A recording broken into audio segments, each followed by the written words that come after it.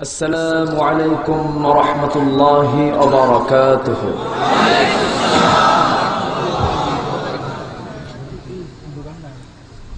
إن الحمد لله الأكرم الذي خلق الإنسان وكرمه وعلمه من البيان ما لم يعلم،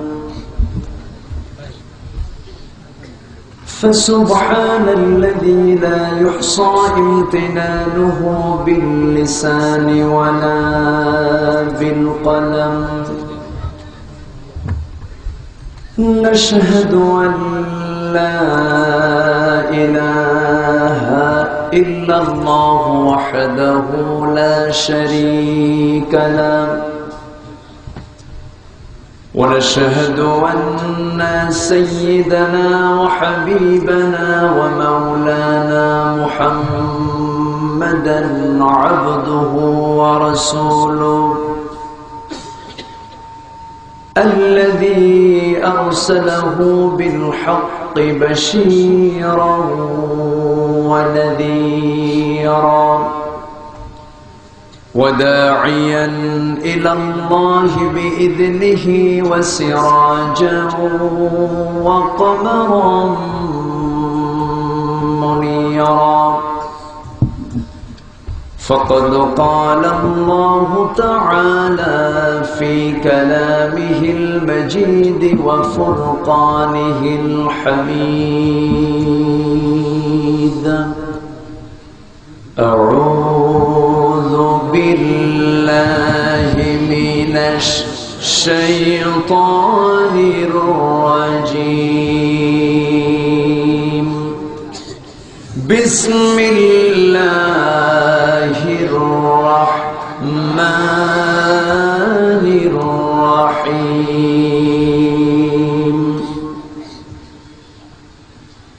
إن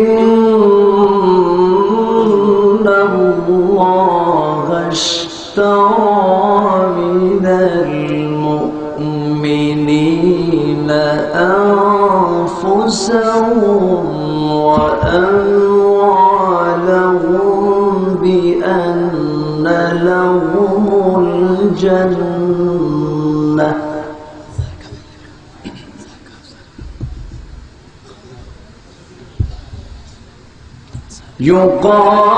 يقاتلون في سبيل الله فيقتلون ويقتلون،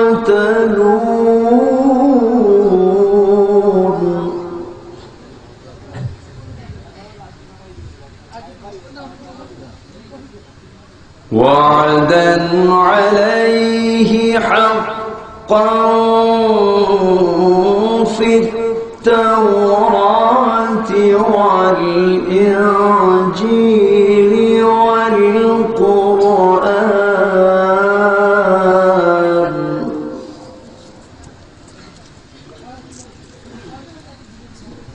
ومن أوفى بعهده من الله فاستبشروا ببيعكم الذي بايعتم به،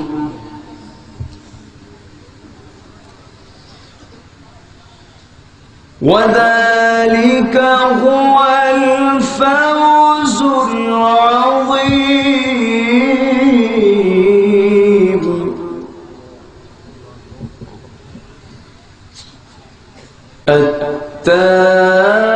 التائبون العابدون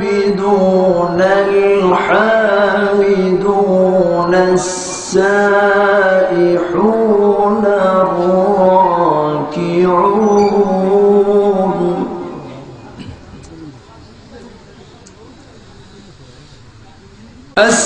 الساجدون الآمرون بالمعروف والناهون عن المنكر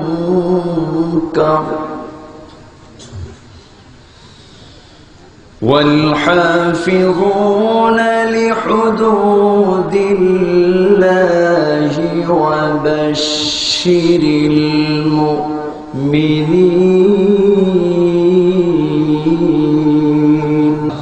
নবীর প্রতি মোহাব্বত ভালোবাসা সবার ভিতরে আছে না নাই? কম আছে না বেশি আছে? একটু বেশি আওয়াজ দিন। নবীর প্রেমে মাতোয়ারা হয়ে জবান খুলে সবাই বলুন আল্লাহুম্মা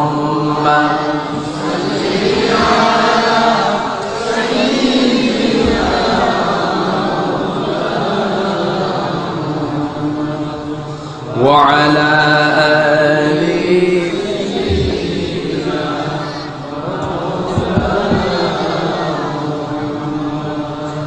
মেঘে ময়ূরী পশ্চিমেতে যে ওই আমার সালাম নবীর দেশে দিও রওজা জিয়ারাতের আশায় পিয়াসী অন্তর যেথায় আমার প্রিয় নবী ঘুমাই নিরন্তর আল্লাহুম্মা সাল্লি আলা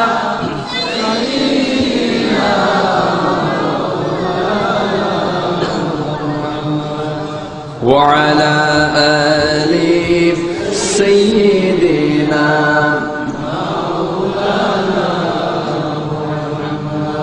সবাই বলুন বালাগাল উলা বিকামালিহি কাশাফাত তুজা বিজামালিহি হাসুনাত জামিউ খিসালিহি সাল্লু مشرق حب محمد مطلع دیوان ما مطلع خورشید سقاس سینه سوزان ما بلغ العلا بكماله كشف التجا بجماله حسنت جميع خصاله سلوا সিলেট অঞ্চলের বিয়ানীবাজারের দক্ষিণ দাসুরা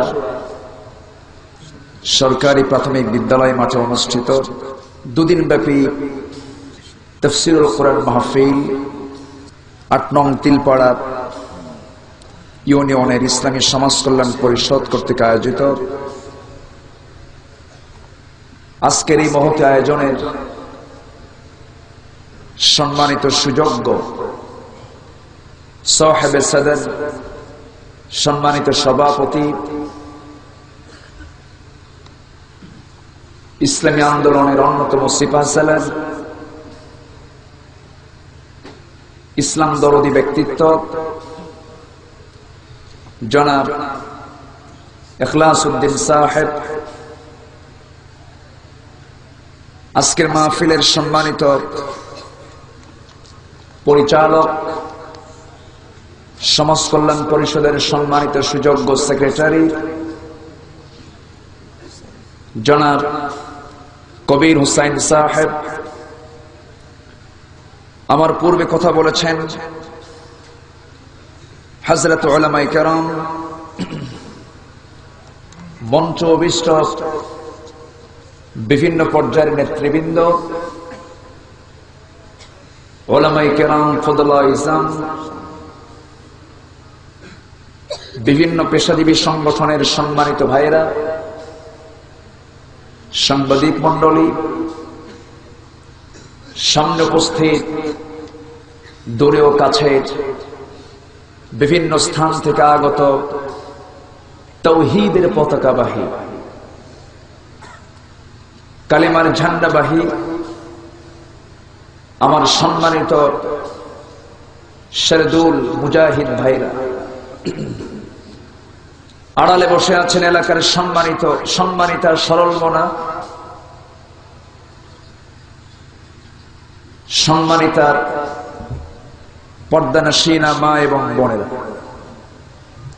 আলোচনার সূচনায় আনুষ্ঠানিকতার মধ্য দিয়ে আমার পক্ষ থেকে আবারও হৃদয় নিংড়ানো, প্রাণ উজাড় করানো সালাম, আসসালামু আলাইকুম ওয়া রাহমাতুল্লাহি ওয়া বারাকাতুহু।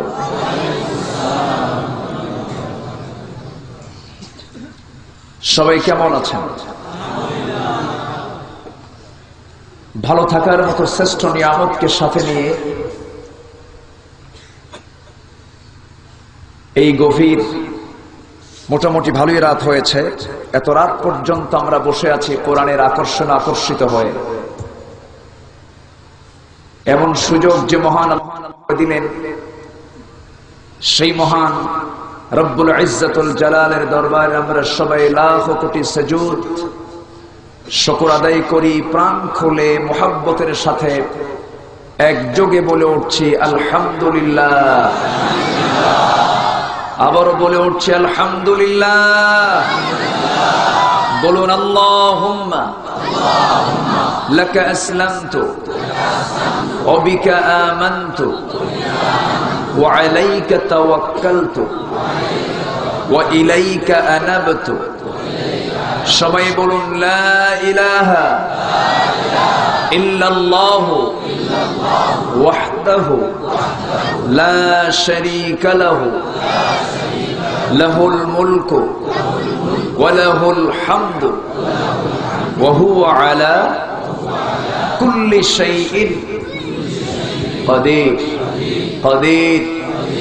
আমরা আল্লাহ তাআলার শুকর আদায় করে নিলাম। সম্মানিত দ্বীনি ভাইরা, আমি আলোচনার সূচনায় মহাবিশ্বের চির বিষয় মানবতার মুক্তি সনদ কোরআনে কারীমের 114টি সূরার অন্যতম একটা সূরা, সূরা তাওবার শেষের দিকে 111 এবং 112 এই দুটি আয়াতে কারীম আমি তেলাওয়াত করেছি। দুটি আয়াতকে সামনে রেখে আমরা কিছু কথা বলবো, বলি ইনশাআল্লাহ। আমরা শুনবো, বলি ইনশাআল্লাহ। সম্মানিত দ্বীনি ভাইরা, মাহফিলটা শুরু হয়েছে কত বছর? 9 বছর। এবার যে নবম বার্ষিকী পালন হচ্ছে, আলহামদুলিল্লাহ বলি। আমার পূর্বে ঈমানের অগ্নি পরীক্ষার উপরে কথা বলেছেন মাওলানা আবু তাইয়িব সতপুরি সাহেব। আলোচনা রেখেছেন বিভিন্ন বিষয়ের উপরে উলামায়ে কেরাম। এখানে একটি বিষয় আমাকে বলতে বলা হয়েছে, সেটা হলো ইসলামী রাষ্ট্র ব্যবস্থার প্রয়োজনীয়তা। ইসলামিক স্টেট, ইসলামী রাষ্ট্র যেটা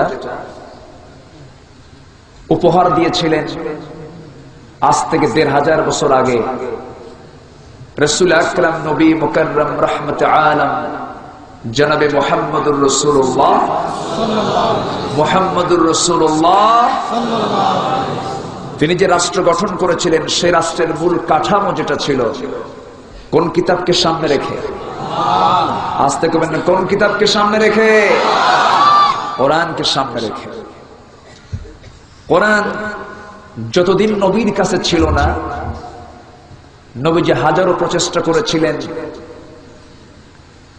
শতবিভক্ত জাতিকে এক সুতার কাঠিতে আবদ্ধ করতে, পারেননি। কেন পারেননি? তার কাছে আসমানি বিধান তখন নাজিল হয়নি। কোরআন যখন এসেছিল, রাসূল কোরআনকে দিয়ে একটি সুন্দর সোনালী সমাজ উপহার দিয়েছিলেন। সেই কোরআন আজ আমাদের সবার মাঝে আছে না নেই? আছে না নেই? কোন পরিবর্তন হয়েছে? পরিবর্ধন হয়েছে? সংকোচন কেউ করতে পারবে? সংযোজনও কেউ করতে পারবে পারবে না, কারণ এটা সম্পূর্ণ ওহির কিতাব, আসমানি কিতাব। নাজিল করে দিয়েছেন কে? কার জন্য নাজিল করেছেন? মানুষের জন্য, জিনের জন্য নয়। হুদাল্লিল জিন কোথাও বলা নেই, বলা হয়েছে কি হুদাল্লিল নাস। আল্লাহ রাব্বুল আলামিন কোরআন নাজিল করেছেন মানুষের জন্য, সুন্দর করে জানিয়ে দিতেছেন শাহরু রমাদানাল্লাযী উনজিলা ফীহিল কুরআনু হুদাল লিন-নাসি ওয়া বায়িনাতিন মিনাল হুদা ওয়াল ফুরকান।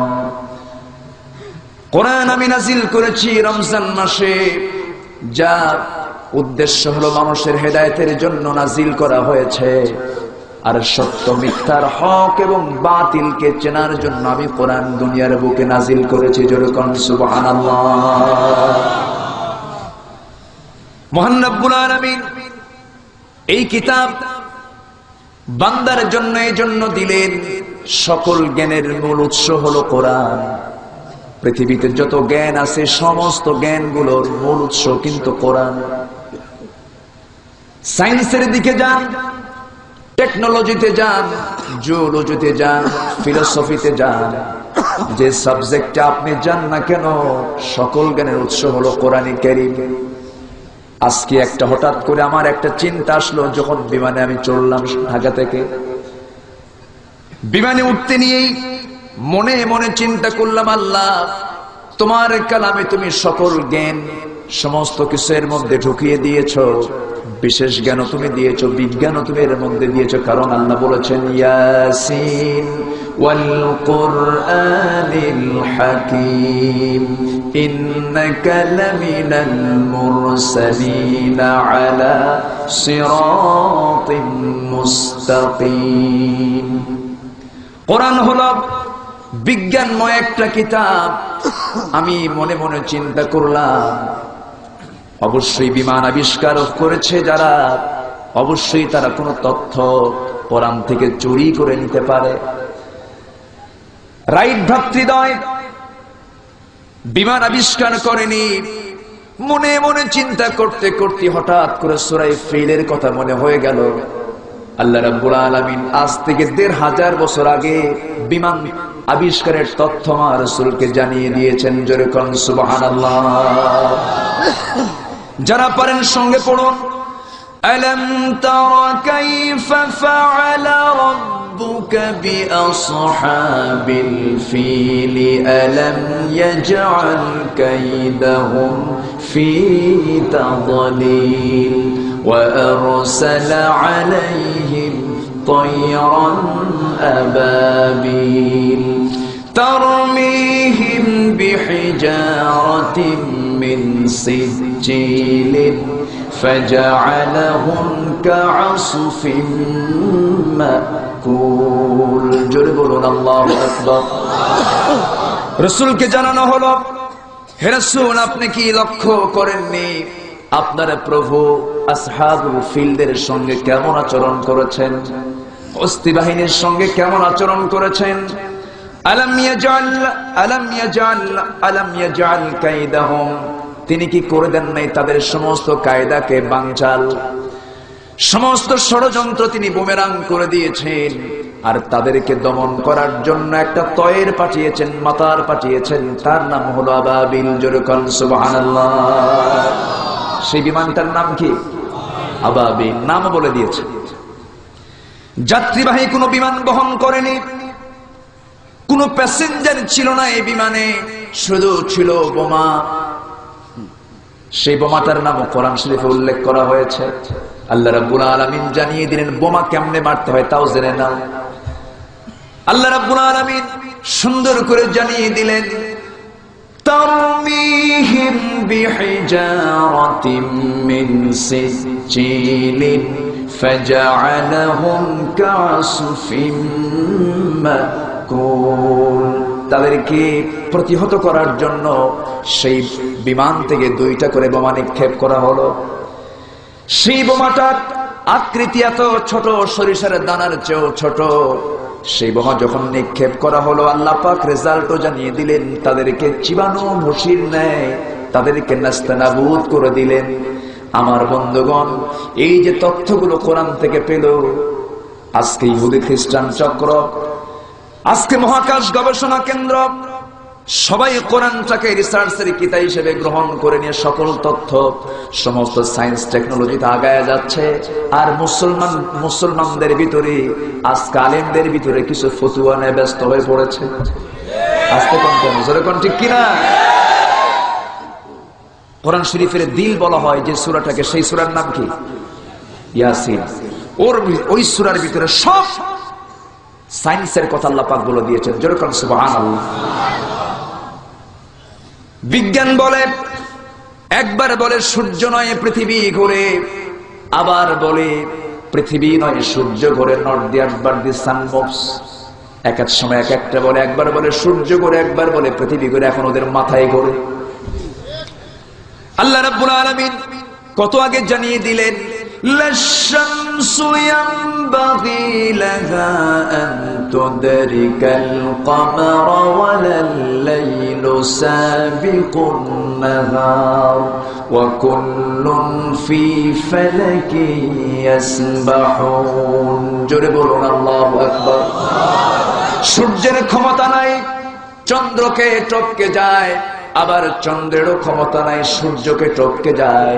প্রত্যেক সৃষ্টি তার নিজ নিজ কক্ষপথের সুনির্দিষ্ট নিয়মে নিয়মে পরিভ্রমণ করছে। জোরে বলুন সুবহানাল্লাহ। সেই সায়েন্সের কিতাবও যদি বলি ভুল হবে না। সেই কোরআন থেকে আজকে মুসলিম জাতি কাছে না দূরে? আসতে কবেন না, কাছে না দূরে? দূরে। জানে না, কোরআন বোঝে না, কোরআন শিখতে চায় না। সম্মানিত ভাইয়েরা, সেই কোরআনকে এক শ্রেণীর আলেমেরা মানুষকে বুঝাতে এতটুকুই সক্ষম হয়েছে, শুধু ধর্মীয় কিতাব না। শুধু ধর্মীয় কিতাব যদি কোরআনকে বলা হয়, ভুল বলা হবে। কোরআন হলো মানুষের জীবনের সকল চাহিদা মেটাতে সক্ষম এমন একটা কিতাব। যেরকম সুবহানাল্লাহ। সম্মানিত বন্ধুগণ, জাতির এই ক্রান্তি লগ্নে যারা ঠুনকো বিষয়কে কেন্দ্র করে ফতুয়াবাজি করেন, লম্বা টুপি না গোল টুপি, তারপরে পাঞ্জাবি না জুব্বা, তারাবির নামাজ 8 রাকাত না 20 রাকাত, ফরজের পরে মোনাজাত আছে না নাই, মিলাদ কিয়াম কি, এরপরে এরকম মানে ছোটখাটো বিষয় নিয়ে যারা ফতুয়াবাজি করে, আমি তো মনে করি তারা ইসলামের সবচেয়ে বড় দুশমন। আসতে বলবেন না, জোরে বলুন ঠিক কিনা? আমার দেশে কিছু টুপিওয়ালা আছে, টুপি দেখে মনে হয় বিশাল কিছু, মনে হয় জিব্রাইল, বিশাল ব্যাপার, কিন্তু বাতিল শক্তির মদত যোগায় তারা। এরকম কিছু আছে না নাই? বিশাল বড় বড় মাঠের, ঈদগাহ মাঠের তারা ইমাম। হ্যাঁ, আমার কথা কি বুঝতেছেন আপনারা? সম্মানিত ভাইয়েরা, জাতির এই ক্রান্তি লগ্নে হক্কানি আলেমুল আমাদের বিরুদ্ধে যারা ফতুয়া দেয়, তারাই হচ্ছে ইসলামের সবচেয়ে বড় দুশমন। এদের সংখ্যা কিন্তু কম না, এদের সংখ্যা আছে। এরা সুযোগ সন্ধানী, এদেরকে চেনা দারুণ মুশকিল। সম্মানিত বন্ধুগণ, আমি প্রায় একটা উদাহরণ দেই। এক ইমাম মসজিদে নামাজ পড়া, তো নামাজের একটা আয়াত সে প্রায় মাঝে মাঝে বলে, ইন্না হাযা লাফিস সুহুফিল উলা সুহুফি ইব্রাহিম ওয়া মূসা। যে মসজিদে নামাজ পড়ায় সেই মসজিদের সভাপতি এবং সেক্রেটারির নাম হলো ইব্রাহিম মুসা। তালে তালে পড়ে গেছে। তো সভাপতি এবং সেক্রেটারি খুব খুশি, যাক আমরা ভালো ইমাম পাইছি, আমাদের নামে দোয়া টোয়া হয়। কি সভাপতি দেখে, এদেশের অধিকাংশ মসজিদের মাদ্রাসার সভাপতি সেক্রেটারি নামাজি না বেনামাজি? আমি কিন্তু বলি না, আপনারাই বলবেন। অথচ আল্লাহ বলছেন ইন্নামা ইয়ামুরু মাসাজিদাল্লাহ মান আমানা বিল্লাহ। সম্মানিত ভাইরা, কেন তারা সভাপতি? নেতা নেতা নয়, ছাতা মাতা। জোরে বলুন ঠিক কিনা? তো ইমাম যে বাড়িতে খায় সেই বাড়িওয়ালার নাম হলো টুকু। টুকু নামে কোন লোক থাকলে আবার বেজার হবে না, আমি বোঝানোর জন্য বলতেছি। তো টুকু মনে মনে চিন্তা করলো যে ইমাম সাহেব আমার বাড়িতে খায়, এত নাম নিয়ে দোয়া করে, সহজে সেক্রেটারির নামে, আমার নামে তো একটা বেলাও দোয়া করলো। বাড়িওয়ালার বেজায় মন খারাপ। এক পর্যায়ে মন টন খারাপ, মুখে হাসি নেই। ইমাম সাহেব এটা মার্ক করে মাইন্ডে নিয়ে এসে বলতেছে যে ভাইজান, আপনি আমাকে এত কষ্ট করে খাওয়ান, আপনার মুখে হাসি না দেখলে কি আমার খাওয়া আসে নাকি? হয়েছে কি আপনার বলেন তো? বাড়িওয়ালা বলছে ভাইজান, আমি এত কষ্ট করে, আপনি বোঝেন জানেন, 3টা বেলা আপনাকে এত আদর করে খাওয়া, সব দোয়া সহজে সেক্রেটারি পায়, আমি তো দোয়া পাই না। ইমাম টের পাইছে। ইমাম বলতেছে আপনি চিন্তা করেন না, আজকে আপনার নামে দোয়া হয়ে যাবে। মাগরিবের ওয়াক্ত শুরু হয়ে গেছে, নামাজ তেলাওয়াত শুরু হয়ে গেছে। বলতেছে ইন্না হাযা লাফিস সুহুফিল উলা সুহুফ ইব্রাহিম ওয়া মূসা ওয়া টুকু। যখন কইছে টুকু, সব মুসল্লির টনক নড়ে গেছে। ব্যাপার ইমাম সাহেব তো এটা বলে না, আজকে পাইলো কোথায়? নামাজের পর সব জেকে বসেছে। ব্যাপার আপনি এটা কোথায় পেয়েছেন? ইমাম বলতেছে আমি তো বলতে চাই নাই, বলতে বাধ্য হয়েছে। কেন? খাওয়া বন্ধ হয়ে যাবে। নিজের চাকরি টিকে রাখার জন্য, দলীয় পদ টিকে রাখার জন্য, দুনিয়ার কিছু কায়েমি স্বার্থ হাসিলের জন্য যারা রাতকে দিন বানাচ্ছেন, দিনকে রাত বানাচ্ছেন, হারামকে হালাল বলে ফতোয়া দিচ্ছেন, আপনাদের বিরুদ্ধে এদেশের জনগণ বাংলার জমিনে একদিন বিচার করে ছাড়বে। সেই বাতিল শক্তির বিরুদ্ধে মোকাবেলা করতে রাজি আছেন কারা কারা?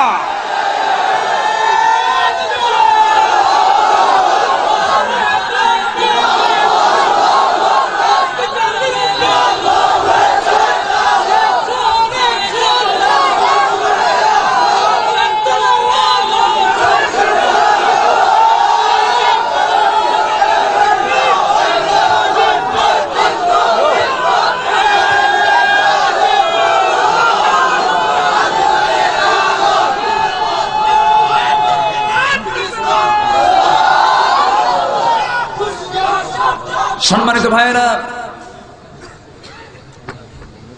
দিন আমাদেরও আসবে, বলুন ইনশাআল্লাহ। আরো জোরে বলুন ইনশাআল্লাহ। এক মাঘে শীত যায় না তো, আসে আবার, আসে না?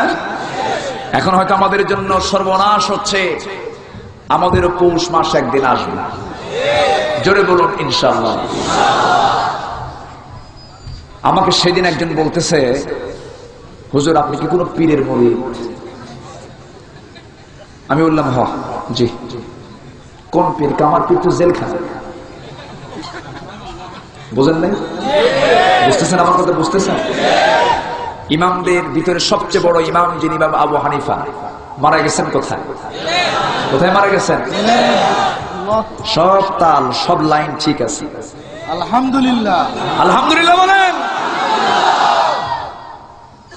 বাতিল শক্তির কাছে আবু হানিফা মাথা নত করেছেন? করেন। সম্মানিত ভাইয়েরা, রাষ্ট্র শক্তি আস-সুলতানু জিল্লুল্লাহ, রাষ্ট্র হচ্ছে আরশের ছায়া। সম্মানিত ভাইয়েরা, রাষ্ট্র শক্তি খুব গুরুত্বপূর্ণ একটা বিষয়। রাষ্ট্র কেমনে চালাতে হয় তার বিধান কোরআন শরীফ আছে না নাই? তাহলে এটা হচ্ছে আইন এবং প্রশাসনের এক চলন্ত বিশ্বকোষ। সুবহানাল্লাহ বলে। এর মধ্যে আইন আছে না নাই? প্রশাসনিক সমস্ত আইনগুলো আছে না নাই? আচ্ছা, সব আছে। আল্লাহ রাব্বুল আলামিন বলেন, মা ফাররাতনা ফিল কিতাবি মিন শাইইন ওয়ালা আসগরা মিন যালিকা ওয়ালা আকবারা ইল্লা ফি কিতাবিন মুবিন। জোরে বলুন আল্লাহু আকবার। এমন কোন ছোট বিষয় নাই, এমন কোন বড় বিষয় নাই যা আমি এর মধ্যে কোট করে দেই নাই বান্দা। কোথাও যে তোমার লাভ নাই। ইন হুয়া ইল্লা যিকির, এই জিকিরের দিকে চলে আসো। কোরআন তোমাকে সুপারিশ করে জান্নাত পর্যন্ত তোমাকে পৌঁছে দেবে। জোরে বলুন সুবহানাল্লাহ। পীর খুঁজে পায় না। পীর হলো আমার দেশে এক শ্রেণীর ব্যবসা। আস্তে কোন করে, জোরে কোন, ঠিক কিনা? যারা সঠিক পীর তার বিরুদ্ধে আমার কোনো কথা নাই, কিন্তু যত বাঘ আছে, দেওয়ান বাঘ, শুনতেছেন কি আমার কথা? বুঝতেছেন তো? দেওয়ান বাঘ, কুতুব বাঘ, রাজার বাঘ, শাহবাগ, সব বাঘ এক সূত্রের কথা। জোরে বলুন ঠিক কিনা? সেদিন বলেছে দেওয়ান বাঘ, বলেছে ফাতিমা রাদিয়াল্লাহু আনহা নাকি তার বউ। এটি কি কথাটা মানুষ না কাউয়া?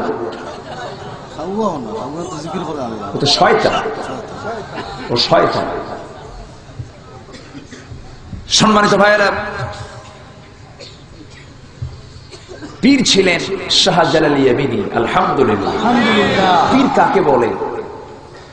পীর ছিলেন শাহপরাণ, পীর ছিলেন শাহ আমানত, পীর ছিলেন খান জাহান আলী রহমতুল্লাহ আলাই, পীর ছিলেন শাহ মখদুম রহমতুল্লাহ আলাই, পীর ছিলেন খাজা মাইনুদ্দিন চিশতি রহমতুল্লাহ আলাই। উনি হচ্ছেন আসল খাজা, আর এরা হলো গাজা। ঠিক কিনা? এরা কি গাজা? গাজার গন্ধে, গাজার ধোঁয়ায় মশা পর্যন্ত বদ্ধ দেয়। মশা কয় এত গাজা মানুষ খায় না, এত গাজা খায়। সেদিন এক আমার মুসল্লি মসজিদের ভাইজান, আমি তাকে পাই না, অনেক কয়েক জুম্মা হলে পাই না। আমি তাকে বললাম, আচ্ছা আপনাকে দেখি না কেন? হুজুর আমার তার নামাজ পড়া লাগে না। কেন? আমার তো কোনো গুনাহ নাই। আমি মনে মনে চিন্তা করলাম, একে ধরছে বুড়ানি শয়তান।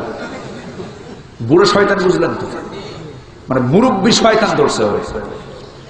আশ্চর্য কথা, নামাজ যার নাই তার চরিত্র কখনো ঠিক থাকতে পারে? আসতে বলবেন না, ঠিক থাকতে পারে? পারে না। রাষ্ট্র যদি ইসলাম হতো সব সোজা হয়ে যেত। সব সোজা হতো না? সব সোজা হয়ে যেত। সম্মানিত ভাইয়েরা, এই যে রাতের বেলা আপনারা এসেছেন, বাড়িতে যাবেন, বাড়িতে ফেরার পথে হঠাৎ করে কাঁচা রাস্তায় চলতে গিয়ে হঠাৎ করে সাপের একটা আওয়াজ আপনার কানে আসবে। আপনি কি খুঁজবেন? লাঠি খুঁজবেন, কিন্তু অন্ধকার। যদি লেজে লাগে, যদি লেজে লাগে, লাঠি মেরে তো আরেক বিপদে পড়বে। লাঠি দিয়ে শুধু কাজ হবে? হবে না। কি লাগবে? লাইট। আগে লাইট দরকার, লাঠিও দরকার। এই সাপকে যদি মারতে চান, যদি লাঠি থাকে, লাইট না থাকে, আপনি বিপদে পড়ে যাবেন। আবার লাইট আছে, লাঠি নাই, তাও কোনো কাজ হবে না। তেমনি সমাজের সাপরূপী কিছু পাপ আছে, সেই পাপকে দমন করার জন্য একটা লাইটের দরকার। সেই লাইটের নাম হলো কোরআন। জোরে বলুন সুবহানাল্লাহ। আর যে আপনি লাঠি দিয়ে আপনি যে মোকাবেলা করবেন, আপনি যে সাপগুলোকে, সেই পাপগুলোকে সমাজ থেকে মূলোৎপাটন করবেন, সেটার নাম হলো, যে লাঠির দরকার, সেই লাঠির নাম হলো রাষ্ট্রীয় শক্তি। জোরে বলুন ঠিক কিনা?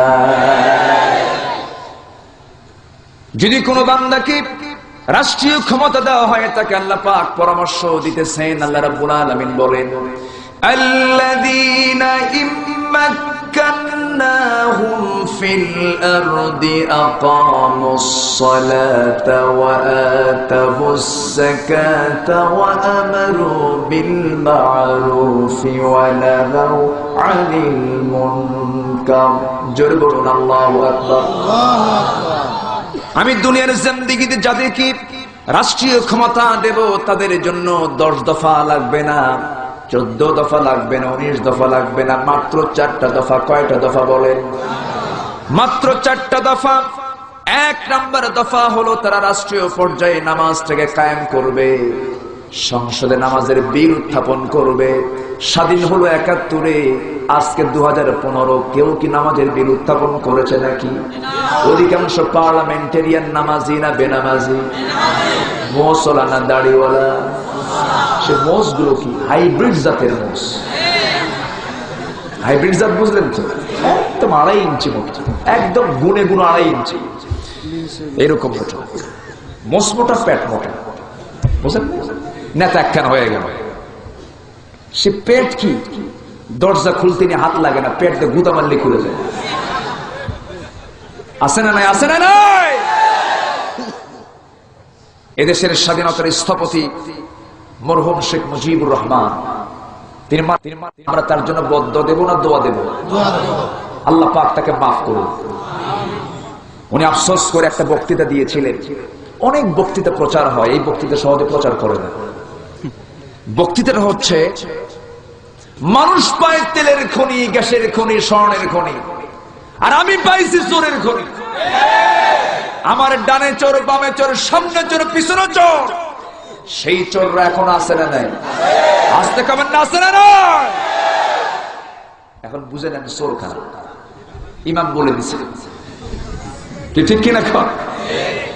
রাগ করছেন? রাগ করতেছেন?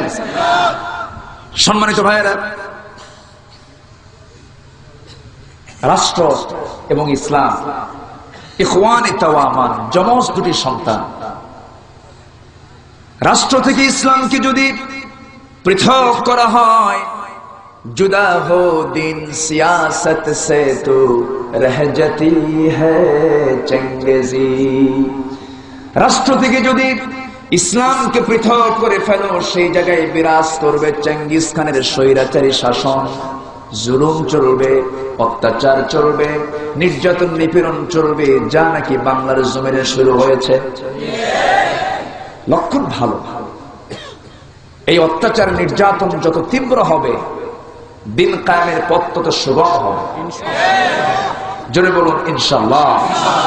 আচ্ছা, যে মহিলার পেটে বাচ্চা আসে, 10 মাস ফুল হয়ে গেছে, ডেলিভারির সময় পার হয়ে যাচ্ছে, কিন্তু বাচ্চা হচ্ছে না। কেন হচ্ছে না? ব্যথা তীব্র হয় না, ব্যথা হয়ে আবার থেমে যায়, ব্যথা হয়ে আবার থেমে যায়, এরকম হয় না? তখন ওই মহিলাকে নিয়ে যায় ডাক্তারের কাছে।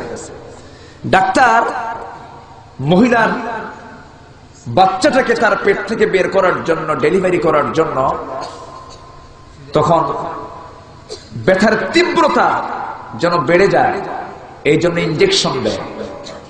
ইনজেকশন দেওয়ার লক্ষ্য হলো ব্যথা কমানো না বাড়ানো? কমানো না বাড়ানো? এই ইনজেকশন দিল কেন? তার ব্যথা যেন তীব্র হয়, সন্তান যেন তাড়াতাড়ি ডেলিভারি হয়ে যায়। আমার দেশে শুরু হয়েছে ইসলাম কায়েমের ইনজেকশন। আমার কথা কি বুঝতেছেন আপনারা? দিন কায়েম হওয়ার জন্য যে একটা ইনজেকশন দরকার, সেই ইনজেকশন পুশ হচ্ছে। সামনে ইনজেকশনের মাত্রা যত তীব্র হবে, যে শিশুর জন্ম নেবে সেই শিশুর নাম হবে ইসলাম। সেই ময়দানে সক্রিয় ভূমিকা সবাইকে পালন করতে হবে। সবাই রাজি আছেন তো? আল্লাহ কবুল করুন, জোরে কোন আমিন। আরো জোরে আল্লাহুম্মা আমিন। আল্লাহ বলছেন, বান্দা আমি তোমাকে জান্নাত দেব। সুবহানাল্লাহ। সবাই কি জান্নাত পেতে চান? আল্লাহ জান্নাত বিক্রি করে দিয়েছেন। কি করেছেন? বিক্রি করেছেন। আল্লাহ রাব্বুল আলামিন কোরআনে কারীমের ভিতরে সুন্দর করে বলছেন, ইন্নাল্লাহা আশতারা মিনাল মুমিনিনা আনফুসাহুম ওয়া আমওয়ালাহুম বিআন্না লাহুমুল জান্নাহ يقاتلون في سبيل الله فيقتلون ويقتلون জোরে বলুন আল্লাহু আকবার। আল্লাহ রাব্বুল আলামিন মুমিনের জান এবং মালকে জান্নাতের বিনিময়ে কিনে নিয়েছেন। এরা কি করবে? আল্লাহর রাস্তায় সংগ্রাম করবে, জান মাল দিয়ে আল্লাহর পথে তারা সংগ্রাম করবে। সংগ্রাম করতে গিয়ে নিজেরা শহীদ হয়ে যাবে, অপরকে দুনিয়া থেকে বিদায় করে দেবে।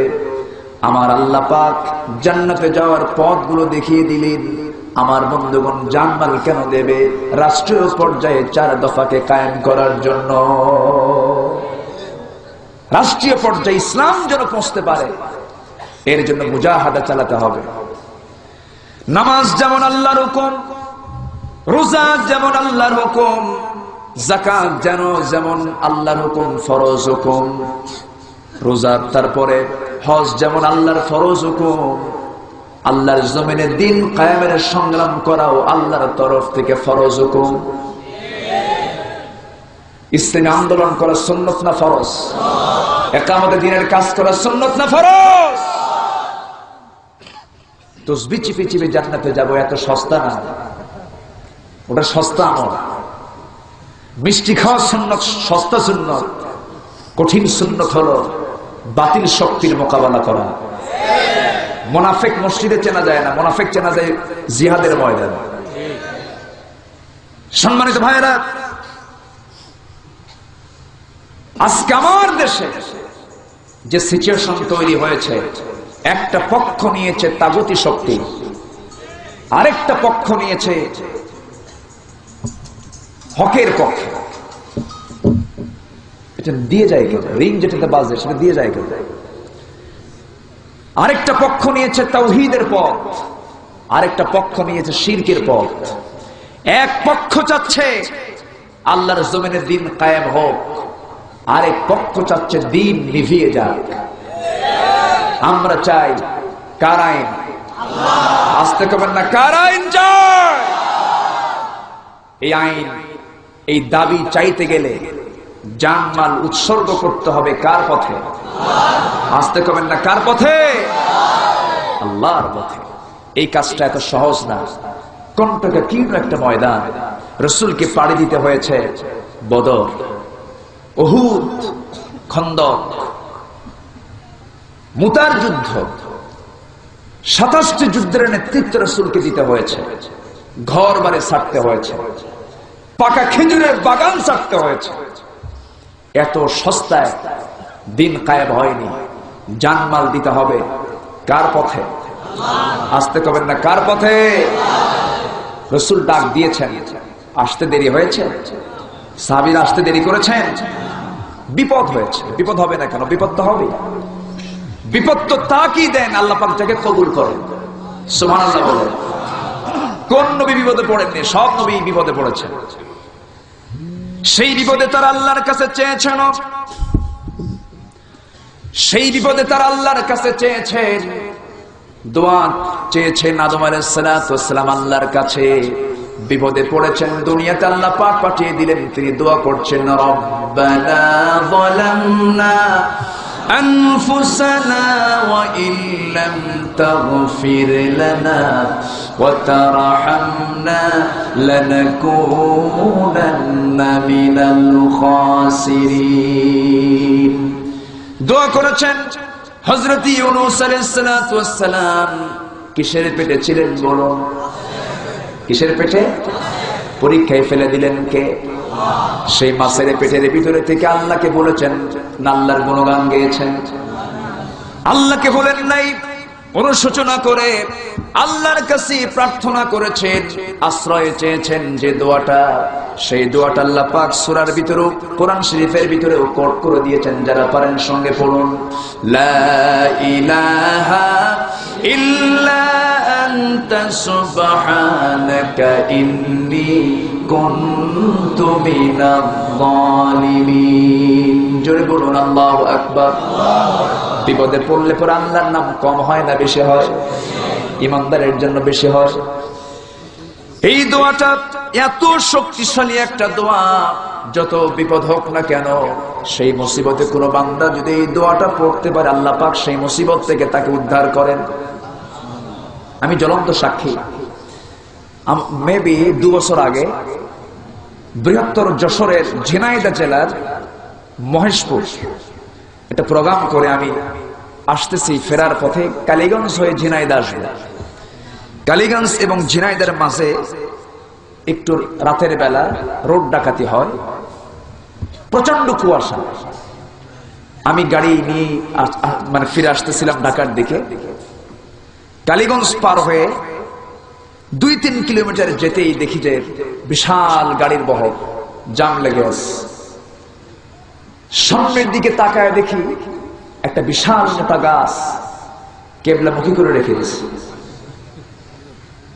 আমি তো আতঙ্কিত হয়ে গেলাম, চিন্তায় পড়ে গেলাম, না জানি কোন মুসিবত যেন হয়। ডাকাতি চলছে, বাসে ট্রাকে সব জায়গায় ডাকাতি চলছে। আমি কিছু চিৎকারের আওয়াজ আমার কানে আসতেছে, একটা করে আওয়াজ আসে আর থরথর করে কাঁপতে থাকে। গাড়ির মধ্যে ছিলাম আমি আর ড্রাইভারকে বললাম সামনে তো ডাকাতি হচ্ছে। ও আবার কানে কম শোনে। আমি তাকে বললাম উপায় তো নাই, তুমি দোয়া ইউনুস পড়ো। আমি দোয়া ইউনুস পড়ি। হুজুর ইউনুসকে কানে কম শোনে তো মুসিবত। এক তো বিপদ, আরেকদিকে এমন একটা বেকায়দায় পড়ে গেলাম। দুজন মিলে দোয়া ইউনুস যখন পড়া শুরু করে দিলাম, 2-3 মিনিট যখন চলে গেল, দোয়া ইউনুস পড়তেছি, ডাকাত আমার দরজার সামনে হাজির। মনে মনে বললাম আল্লাহ গো, দোয়া ইউনুস পড়লাম, ডাকাত তাই সেই গেল। দরজায় যখন টোকা মারলো, নক করলো 2-3 বার, আমি থমকে গেলাম আর মনে মনে চিন্তা করলাম আল্লাহ বিপদে যেহেতু পড়েই গেলাম, তুমি আল্লাহ আমার হেফাজত করো। সামনের দিকে আরেকজন ডাকাত আমার গাড়ির সামনে দাঁড়ায়া তাকে বলতেছে কোন দরজায় নক করিস, গাড়ি তো চেকিং হয়ে গেছে। আমি মনে মনে চিন্তা করলাম আল্লাহ গো, এমন করেই তুমি মানুষের চোখ অন্ধ বানিয়ে দাও। জোরে কোন সুবহানাল্লাহ। নবীজি হিজরতের রাতে বিষয়টা কত বিস্ময়কর। আবু জেহেলের পুরা প্ল্যান, দারুন নাদওয়ার বৈঠকের সিদ্ধান্ত, তরবারি নিয়ে যা, বাড়ি ঘেরা দিয়ে মুহাম্মদের কল্লা হাজির করেন, আমার সামনে হাজির কর। শত শত কুরাইশরা নাঙ্গা তরবারি নিয়ে নবীর বাড়ির চতুর্দিকে ঘেরাও করে ফেলেছে। নবীর পাশে কেউ নাই, কিন্তু পাশে যিনি আছেন তিনি কে বলুন? আসতে বলবেন না, কে আছেন? তোমাদের ভারত থাকতে পারে, তোমাদের খ্রিস্টান ইহুদি থাকতে পারে, আমাদের কারো দরকার নয়, আমাদের আল্লাহ আছেন। যেটা বলেন ঠিক কিনা? আমরা কাকে চাই? আস্তে, আমরা কাকে চাই? আল্লাহকে চাই। সম্মানিত ভাইরা, আমার নবীজি সেই দুঃসময় কোনো বিচলিত হননি। আস্তে করে ঘর থেকে বের হলেন। আলীকে কিছু দায়িত্ব বন্টন করে দিয়া, আমানত ছিল তার কাছে, কিছু সম্পদ গচ্ছিত ছিল, গচ্ছিত সম্পদগুলো তার হাতে বুঝাইয়া দিয়া নবীজি দরজা খুলে দেখেন কে যেন সামনে দাঁড়ানো অনেকগুলো তরবারি নিয়ে দাঁড়ায় গেছে। আমার নবীজি শুধু সামনে রাখা কিছু বালু হাতের মধ্যে উঠায় নিয়া একদিকে নিক্ষেপ করলেন। প্রত্যেকটা শত্রুর চোখে চোখে প্রত্যেক বালুর কণাগুলো আমার আল্লাহ পৌঁছায় দিলেন। জোরে করেন সুবহানাল্লাহ। সবার চোখের সামনে ফাঁকি মেরে আমার নবী চলে গেলেন। হেফাজত করলেন কে? আসতে বলবেন, হেফাজত করলেন কে? সে আল্লাহ আজও আছে না নাই? আসতে কবেন না, আছে না নাই?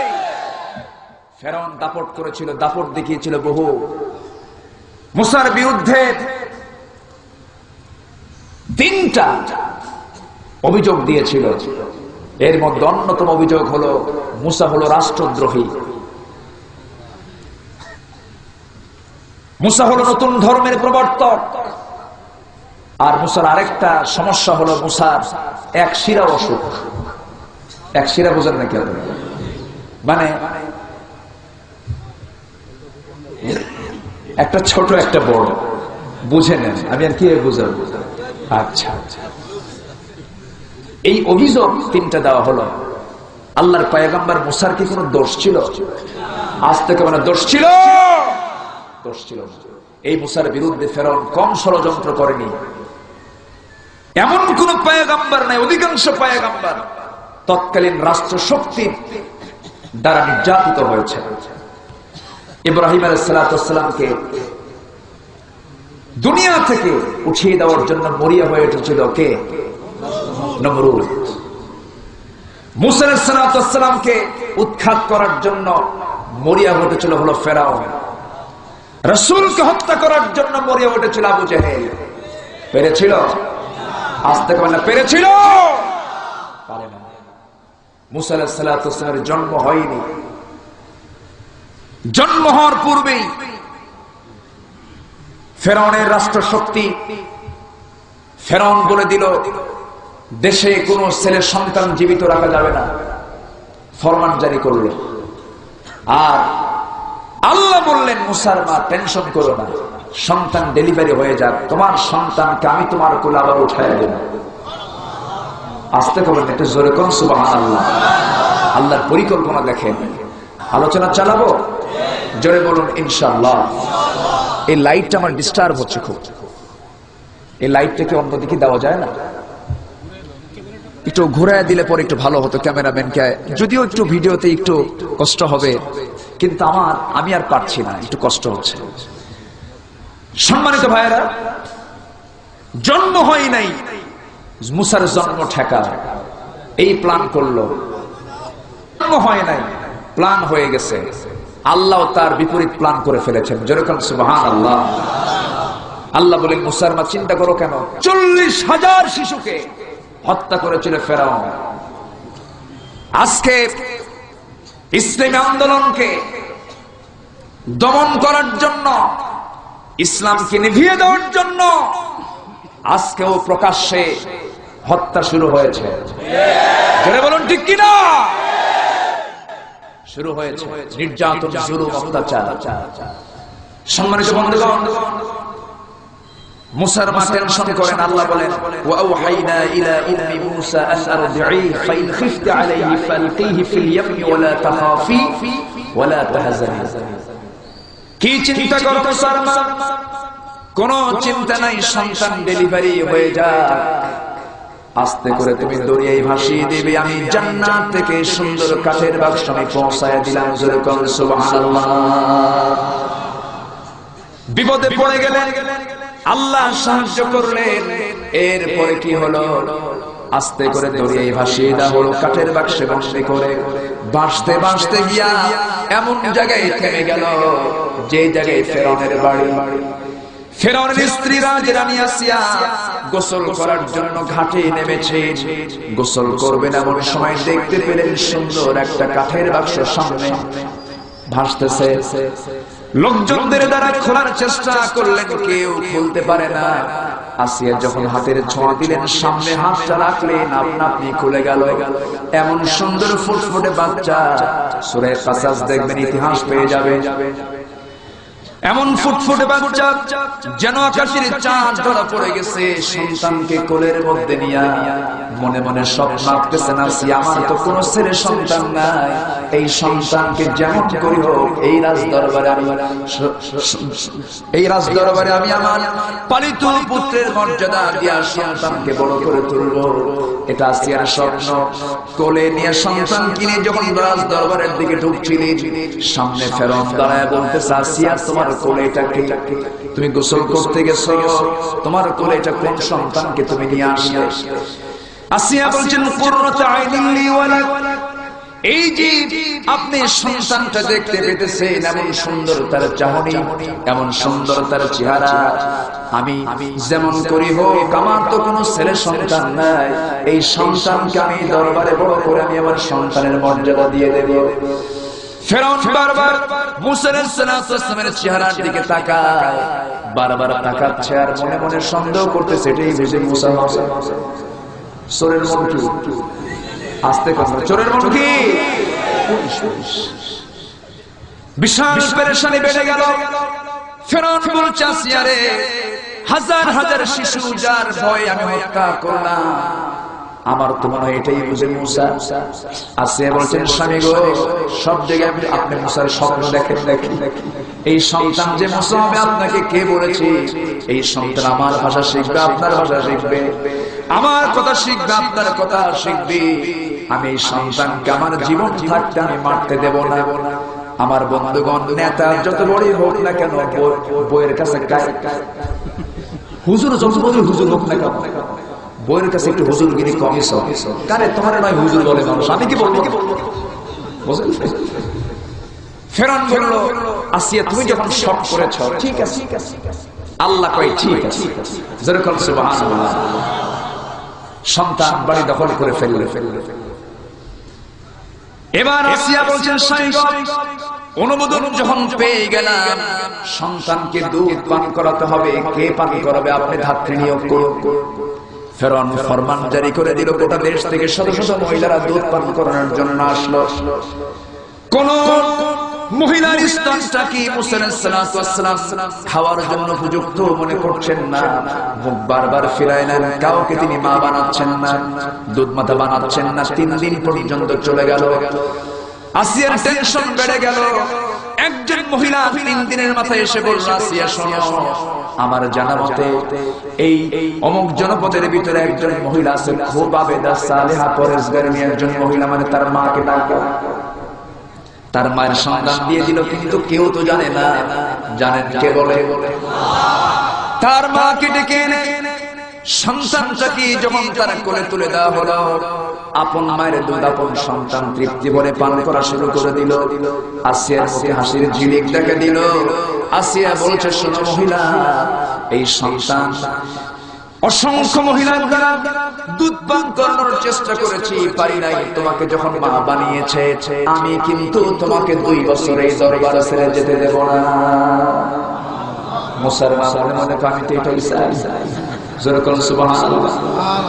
এবার আসিয়া বলছে, শোনো ও মহিলা, শুধু আমি এমনি তোমাকে রাখবো না, মাসে মাসে তোমাকে বেতন দেব, সর্বোচ্চ বেতন তোমার জন্য বরাদ্দ হয়ে গেল। আর এই দরবারের সবচেয়ে দামি যে ঘর, সেটা তো নিয়ন্ত্রিত দখিলা হাওয়া যে ঘরে বলে, সেই ঘরটা তোমার জন্য বরাদ্দ হয়ে গেল। আল্লাহ বলছেন, ফেরাউন রে, তুই আমার মুসাকে মারবি, তোর বাড়ির 1 নম্বর রুম দখল। যেরকম সুবহানাল্লাহ। তোর বাড়ির 1 নম্বর রুম দখল, আর হলো মুসার মায়ের দুধ খাওয়াবো, আর মাসে মাসে তোর পকেট থেকে টাকাও খসাবো। আল্লাহু আকবার বলে। সন্তান দুধ পান করলেন 2 বছর। 2 বছর দুধ পান করার পর, এই 2 বছরের ভিতরে ফেরাউন কোনদিন সন্তানকে কোলে নেয় নাই, কারণ সন্দেহ তো একটা আছে। একদিন আসিয়া বলছেন, স্বামী গো, এই সন্তান উত্তরাধিকারী হবে, আপনি একটা দিনও কোলে নিলেন না, আপনি একটু কোলে নেন তো। জোর করে যখন কোলে তুলে দিয়েছে, সন্তানকে কোলে নিয়া তার ঠোঁটটা যখন মুসার গালের দিকে আগায় নেয়, বারবার আগায় নেয়, বারবার মুসা আলাইহিস সালাম মুখটা সরায় নেয়, বারবার চেষ্টা করে যখন পারলো না, এবার জোর পূর্বক যখন চুমু এঁকে দিতে নিল ফেরাউন, আস্তে করে হাতটা বের করে গাল দিতে মারছে একখান থাপ্পড়। এক থাপ্পড়ে ফেরাউনের মাথা ঘুরে চক্কর মেরে উঠছে। যখন মাথা ঘুরে সে পড়ে যাওয়ার মতো উপক্রম হয়ে গেল, বলতেছে, আসিয়া রে, তাড়াতাড়ি সন্তান না, আমার মনে হয় এটাই বুঝে আল্লাহর পয়গম্বর মুসা। আসিয়া বলছেন, কেমনে আপনি এত স্বপ্ন কেমনে দেখেন?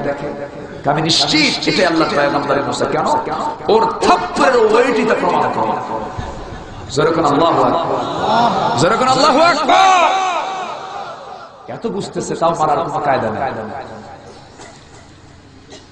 ওরে আসিয়া, আমি নিশ্চিত আল্লাহর পয়গম্বর মুসাকে আজকে কতল করব।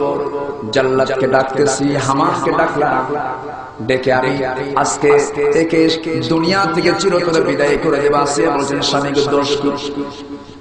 দোষ এমন থাপ্পড় মেরেছে, এত ছোট বাচ্চারা থাপ্পড় যত চোটের হয় এটা আমার জানা ছিল না, এটাই তার দোষ। আসিয়া বলছেন, আপনি অন্য কোন কারণে হত্যা করবেন, কোন কথা বলবো না, কিন্তু এই কারণে যদি আপনি হত্যা করেন তাহলে লোকজন বলবে ফেরাউন এত দুর্বল, 2 বছর বাচ্চার থাপ্পড় খায় শীত হয়ে পড়ে। ফেরাউন কয়, তাই তো আসিয়া, তুমি এই কথা কারো কইও না। আল্লাহ কয়, ঠিক আছে, জোরে বলেন সুবহানাল্লাহ। রাখে আল্লাহ, মানে আল্লাহ। মুসা আলাইহিস সালাতু ওয়াস সালাম নিষ্কৃতি পাচ্ছেন বারবার। সাহায্য কার? আজ থেকে আমার সাহায্য কার? 10 বছর বয়স পূর্ণ হলো। তাফসীরে এসেছে, একদিন ফেরাউন বলল, হে আমার জনগণ, আমি কি তোমাদের রব নই? সবাই বলল, হ্যাঁ আপনি আমাদের রব। সে বলে ফেলল, আনা রাব্বুকুমুল আলা। কোরআন শরীফ এগুলো আছে না? নাই? আনা রাব্বুকুমুল আলা, আমি সবচেয়ে বড় রব। জনগণ বলল, আপনি যদি রব হন, আপনি আমাদের কিছু খাওয়া দেন, আমরা কিছু খাবো। বলল, তোমরা 3000 নেতা কর্মী আমার বাড়িতে অমুক দিন আসবে, সবাইকে আমি খাওয়াবো।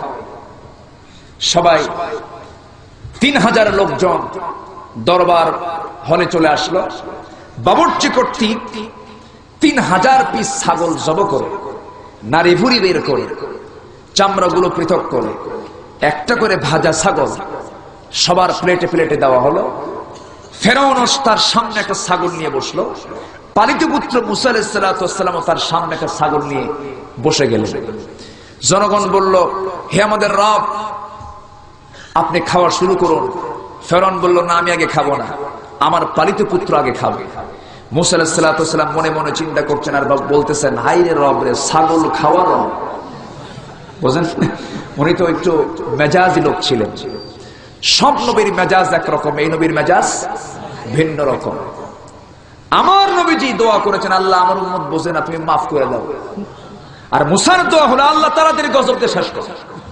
যখন আল্লাহ খুব রাগ ছিল, খুব প্রচন্ড রাগী ছিলেন মুসা আলাইহিস সালাতু ওয়াস সালাম। তো খেতে খেতেই খাওয়ার যখন পারমিশন পেয়ে গেলেন মুসা আলাইহিস সালাতু ওয়াস সালাম, তার শাহাদাত আঙ্গুলিটা ওই ভাজা ছাগলের কানের মধ্যে ঢুকায় দিয়েছে। ঢুকায় দিয়ে টান মেরে খাবেন, কিন্তু কি এমন পরিস্থিতি হয়ে গেল, অসম্ভবকে সম্ভব করতে পারেন কে? নিষ্প্রাণকে প্রাণ দিতে পারেন কে? ছোট্ট শিশুর মুখে কথা ফুটায় দিতে পারেন কে? আল্লাহরই তো ক্ষমতা। যখন তিনি নখ দিয়ে টান মেরেছেন কান ধরে, ছাগলটা ছিল ভাজা হয়ে গেছে তাজা। মারছে দৌড়, প্লেট থেকে একটা দৌড় মারলেও হতো, 3000 ছাগল সব দৌড় মারছে। জনগণ বলল, ওরে ফেরাউন, তুমি দিলা ভাজা ছাগল, তোমার বেটা বানালো তাজা ছাগল, তোমার চাইতে তোমার বেটাই তো বড়। ফেরাউন অপমানের গ্লানি সহ্য করতে না পেরে দরবার ছেড়ে যখন রওনা দিল, মুসা আলাইহিস সালাতু ওয়াস সালাম মনে মনে চিন্তা করছেন, আমার তো এমনি দেখতে পারেন, আজকে যেন কি হয়ে যায়। মাসিয়ার কোলে গিয়ে বসে বলতেছে, মা গো, উপায় বুঝি নাই, কেন কি হয়েছে? আজকে বুঝি ফেরাউন আমাকে মেরেই ফেলবে, কারণ কি হয়েছে, কেন কি হয়েছে তোমার বলো? বাজা ছাগল তাজা হয়ে গেছে। আসিয়া মনে মনে চিন্তা করলেন, এমনি তো মেজাজি মানুষ, না জানি কি হয়ে যায়, দেখি তো আজকে আমার স্বামী আমারে কি বলে। ফেরাউন এসে বলতেছে, আসিয়া শোনো, আজ পর্যন্ত 10টা বছর চলে গেল, আমি তোমার সব কথা মাথা পেতে মেনে নিয়েছি, মানবো না কেন? কেন আপনি মানবেন না? কি হয়েছে? ভাজা ছাগল তাজা হয়ে গেছে। শোনো, আমি নিশ্চিত এটা আল্লাহর পয়গম্বর। যেদিন তুমি দরিয়া থেকে তুলে এনেছো, সেই দিন আমার আংশিক ধারণা ছিল এটা আল্লাহর পয়গম্বর মুসা।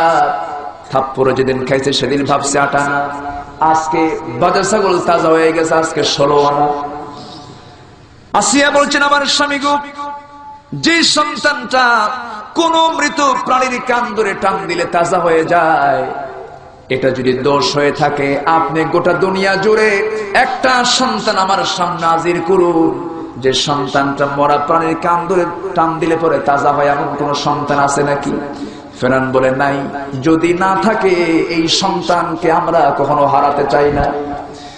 আমি হারাতে দেব না। কেন? এই সন্তানটা আমারও কাজে লাগবে, আপনারও কাজে লাগবে। ফেরাউন বলছে কেমনে কাজে লাগবে? ফেরাউনকে এবার আসিয়া বুঝাচ্ছেন, আমার স্বামী গো, আপনি যখন মারা যাবেন, আপনি মরে যাওয়ার পর মরা লাশ হয়ে যখন পড়ে থাকবেন, আপনার মরা কান ধরে সন্তান টান দেবে, আপনিও তাজা হবেন। ফেরাউন কয় তাই তো, আমি যখন মরে যাব, আমার মরা কান ধরে যখন টান দেবে, আমিও তাজা হব, অতএব ও বাসুক। আল্লাহ কয় ঠিক আছে। জোরে করে আল্লাহু আকবার। রাখে আল্লাহ, মারে আল্লাহ। হয়তো তারা ভাবতেছে চেয়ারে বসেছি সুপার গ্লু আটা দিয়া, আর উঠবো না। এক থাপ্পড় মেরে ক্ষমতাচ্যুত করার একমাত্র ক্ষমতা কার? সম্মানিত ভাইয়েরা, কিভাবে আল্লাহ পাক ওয়াকাযালিকা নুনজিল মুমিনিন, মুমিনদেরকে বাঁচায়। মুসার ইতিহাস যেমন আজকে টানছি, একদম শেষ করে ছাড়ো। সবাই শুনতে রাজি আছেন তো? সবাই শুনতে রাজি আছেন? জোরে বলুন ইনশাআল্লাহ। এই কোরআন শরীফে আমার নবীর পর সবচেয়ে বেশি নবীর নাম এসেছে কোন পয়গম্বরের বলেন তো? মুসা। আল্লাহ পাক মুসার নামটা বেশি নিয়েছেন, খুব আদরের নবী। তার বিরুদ্ধে অভিযোগ দেওয়া হয়েছিল তার নাকি একশিরা ব্যারাম আছে, একশিরা অসুখ। এটা কেন বলা হলো? সবাই গোসল করে উলঙ্গ হয়ে, মুসা গোসল করেন হলো লুঙ্গি পরে, কাপড় পরে। এটাই হচ্ছে সন্দেহের কারণ। অনুমান করে বলল, মনে হয় লুঙ্গি পরে সতর থেকে গোসল করার কারণ মনে হয় কোনো গোপন সমস্যা আছে। মনে হয় না, বোঝেন না? এই মনে হওয়া রোগ আজকেও আছে না নাই? আছে না নাই? বলা হলো কি, মুসার একশিরা ব্যারাম, একশিরা অসুখ। মুসা তো খেপে গেছে, দারুণ রাগী লোক তো। যখন খেপে যেতেন চুলগুলো টুপি ভেদ করে খাড়া হয়ে যেত। আল্লাহু আকবার, এত রাগ ছিল। বললেন, আল্লাহ, আমার যে অসুখ নাই সেই অসুখের অভিযোগ আমার উপরে দেওয়া হয়েছে, তুমি আল্লাহ কি করবা তাড়াতাড়ি করো। সুবহানাল্লাহ। উনি আল্লাহকেও কথা বলতে দ্বিধা করতেন না। ওয়াকাল্লামাল্লাহু মূসা তাকলিমা, আল্লাহর সঙ্গে তিনি ডাইরেক্ট কথা বলতেন। ফেরেশতাও লাগতো না, ফেরেশতা পাঠাতেন না। কেন? ফেরেশতাও থাপ্পড় খাবি না। সহিহাদিস তো এটা। মালাকুল মউত আজরাইল তার জান কবজ করার জন্য আসছেন, দরজার কাছে দাঁড়ায় আছে। কে? আজরাইল। কেন? জান কবজ। এদিকে আয়। কাছে কাছে এসে মারছে থাপ্পড়। এক থাপ্পড় খায়া সিট হয়ে পড়ে গেছে। আল্লাহর কাছে যায়, আল্লাহ তুমি কার কাছে পাঠাইছো? যার জান কবজ করতে গেছে উল্টা জান তো আমারই কবজ। আল্লাহ বললেন, তুমি মনে হয় কোনো ভুল করেছো। কেন? আমার মুসা আমারই ছাড়ে না, মনে হয় তোমার কোনো ভুল হয়েছে। তুমি কি সালাম দিয়েছো? না তো। কামার মুসা থাপ্পড় মারলে বাসি না, তুমি তো বেঁচে আসোই অনেক। যেরকম আল্লাহু আকবার। খুব রাগ ছিল, প্রচন্ড রাগী লোক ছিলেন। কিন্তু আমার নবী ছিলেন নরম না গরম? নরম ছিলেন। তবে আশিদ্দাউ আলাল কুফার, কাফিরদের ব্যাপারে খুব কঠোর ছিলেন। আল্লাহু আকবার। তবে নরম প্রকৃতির লোক ছিলেন আমার নবী, আলহামদুলিল্লাহ। সবাই কথা বলে আরাম পেতেন। বউরাও কথা বলতেন, নাতিপুতিরাও কথা বলতেন। দুই স্ত্রীর সামনে বসা নবীজি কথা বলতেছেন। কথা বলতে বলতে এক স্ত্রী রাসূলকে অভিযোগ দিয়ে বলছেন, হুজুর, ইয়া রাসূলুল্লাহ, আপনি আমাকে আপনার ওই স্ত্রীর চাইতে আমাকে একটা জিনিস কম দিয়েছেন। রাসূল বলেন, না, আমি সবাইকে সমানভাবে দেখি, আমি বিশ্বনবী, আমি ইনসাফ করি। কেন? আপনি আমাকে কম দিয়েছেন, ওনাকে বেশি দিয়েছেন। রাসূল বলেন, না, আমি তোমাকে সমান দিয়েছি, কোনো কম বেশি করি না। না, আপনি আমাকে কম দিয়েছেন, না, আপনি আমাকে কম দিয়েছেন। শেষ পর্যন্ত রাসূল মাথা নিচু করে থাকলেন। তোরা বল, কিচ্ছু বললেন। ইতিমধ্যে আমার নবীজির একজন শ্বশুর ছিলেন হযরত ওমর রাদিয়াল্লাহু আনহু, দরজার কাছে এসে ডাকতেছেন, ইয়া রাসূলুল্লাহ, দরজা খুলেন। ওমরের এই মেজাজি কণ্ঠ শোনা মাত্রই নবীর সামনে বসা দুই স্ত্রী ভয়ে পালায় অন্য ঘরে চলে গেছে। আমার নবীজি মুস্কি মুস্কি হাসি মারলেন, দরজার কাছে এসে দরজা খুলে দিলেন। হযরত ওমর রাসূলকে সালাম দেওয়ার পর রাসূলের চেহারার দিকে তাকায় দেখেন রাসূল মুস্কি মুস্কি হাসেন। ওমরে ফারুক বলছেন, ইয়া রাসূলুল্লাহ, আমি কোনো ভুল করলাম নাকি? আপনি হাসেন কেন? রাসূল বলছেন, ওমর রে, তুমি কোনো ভুল করো নাই, তবে একটা কারণে আমার হাসি আসলো, সেটা হলো বউ হলো আমার আর ভয় করে তোমার। জোরে কোন সুবহানাল্লাহ। ভয় করে তোমার। ভিতরে থেকে নবীজির দুজন স্ত্রী, একজন স্ত্রী ওমরের মেয়ে বলতেছেন, হাফসা রাদিয়াল্লাহু আনহা বলছেন, ইয়া রাসূলুল্লাহি, আপনার সঙ্গে আমরা কথা বলে জুত পাই, আপনি হলেন কোমল ভদ্র বিনম্র আচরণের, আপনার সঙ্গে আমরা কথা বলে মজা পাই, কিন্তু ওমর হলো দারুণ কড়া মার্কা মানুষ, হাত আগে চলে। বুঝলেন? রাসূল ছিলেন নম্র, ভদ্র, অত্যন্ত শান্ত শিষ্ট মানুষ। আল্লাহু আকবার। নবীজি নাতিদের সঙ্গেও সমান তালে কথা বলেছেন, কখনো কোন নাতিকে কটাক্ষ করেননি, ধমক দেননি। কিছু কিছু বুড়া নানা আছে, চোখ এরকম বড় হয়ে থাকে, আছে না নাই বলেন তো? নাতি কাছে যাওয়ার চান্সই পায় না, আছে না নাই? আছে। নাতিও মনে মনে দোয়া করে, এই বুড়া মরবে কোন দিন। বুঝলেন? রাসূল এরকম নানা ছিলেন।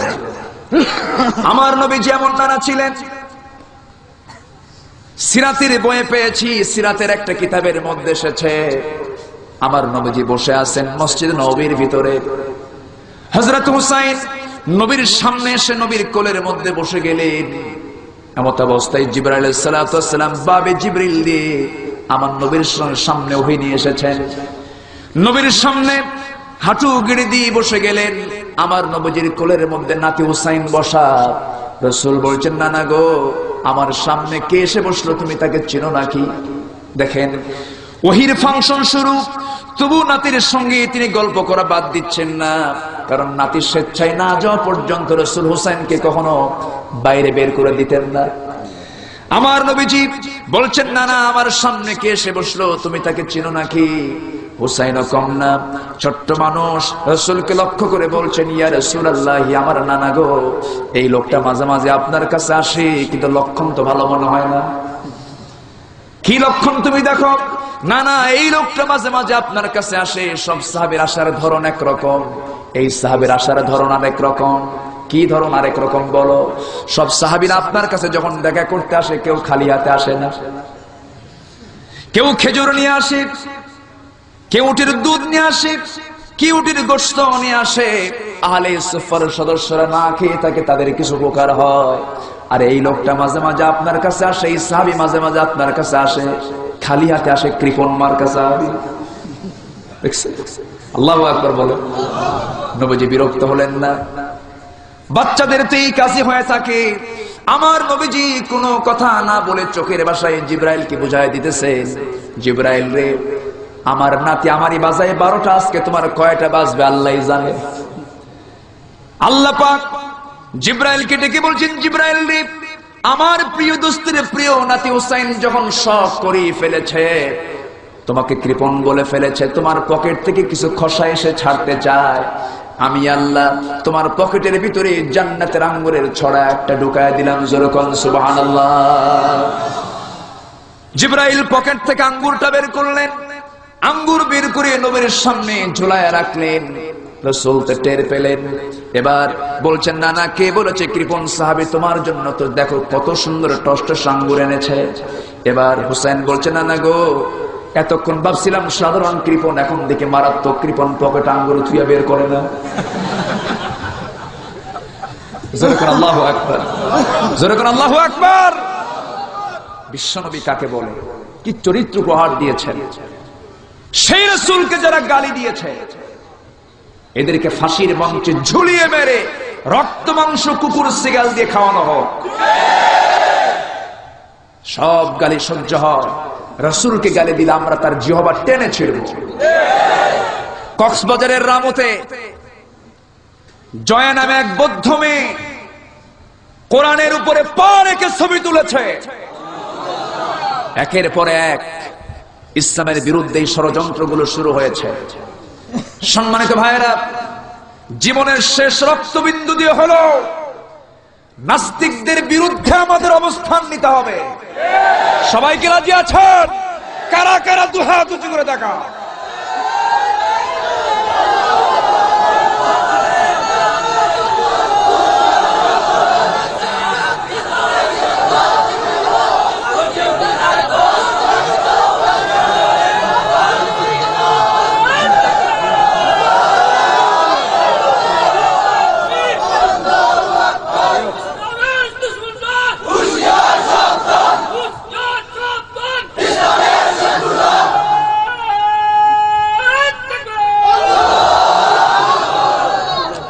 রাসূলকে ভালোবাসতে হবে জীবনের চাইতে কম না বেশি?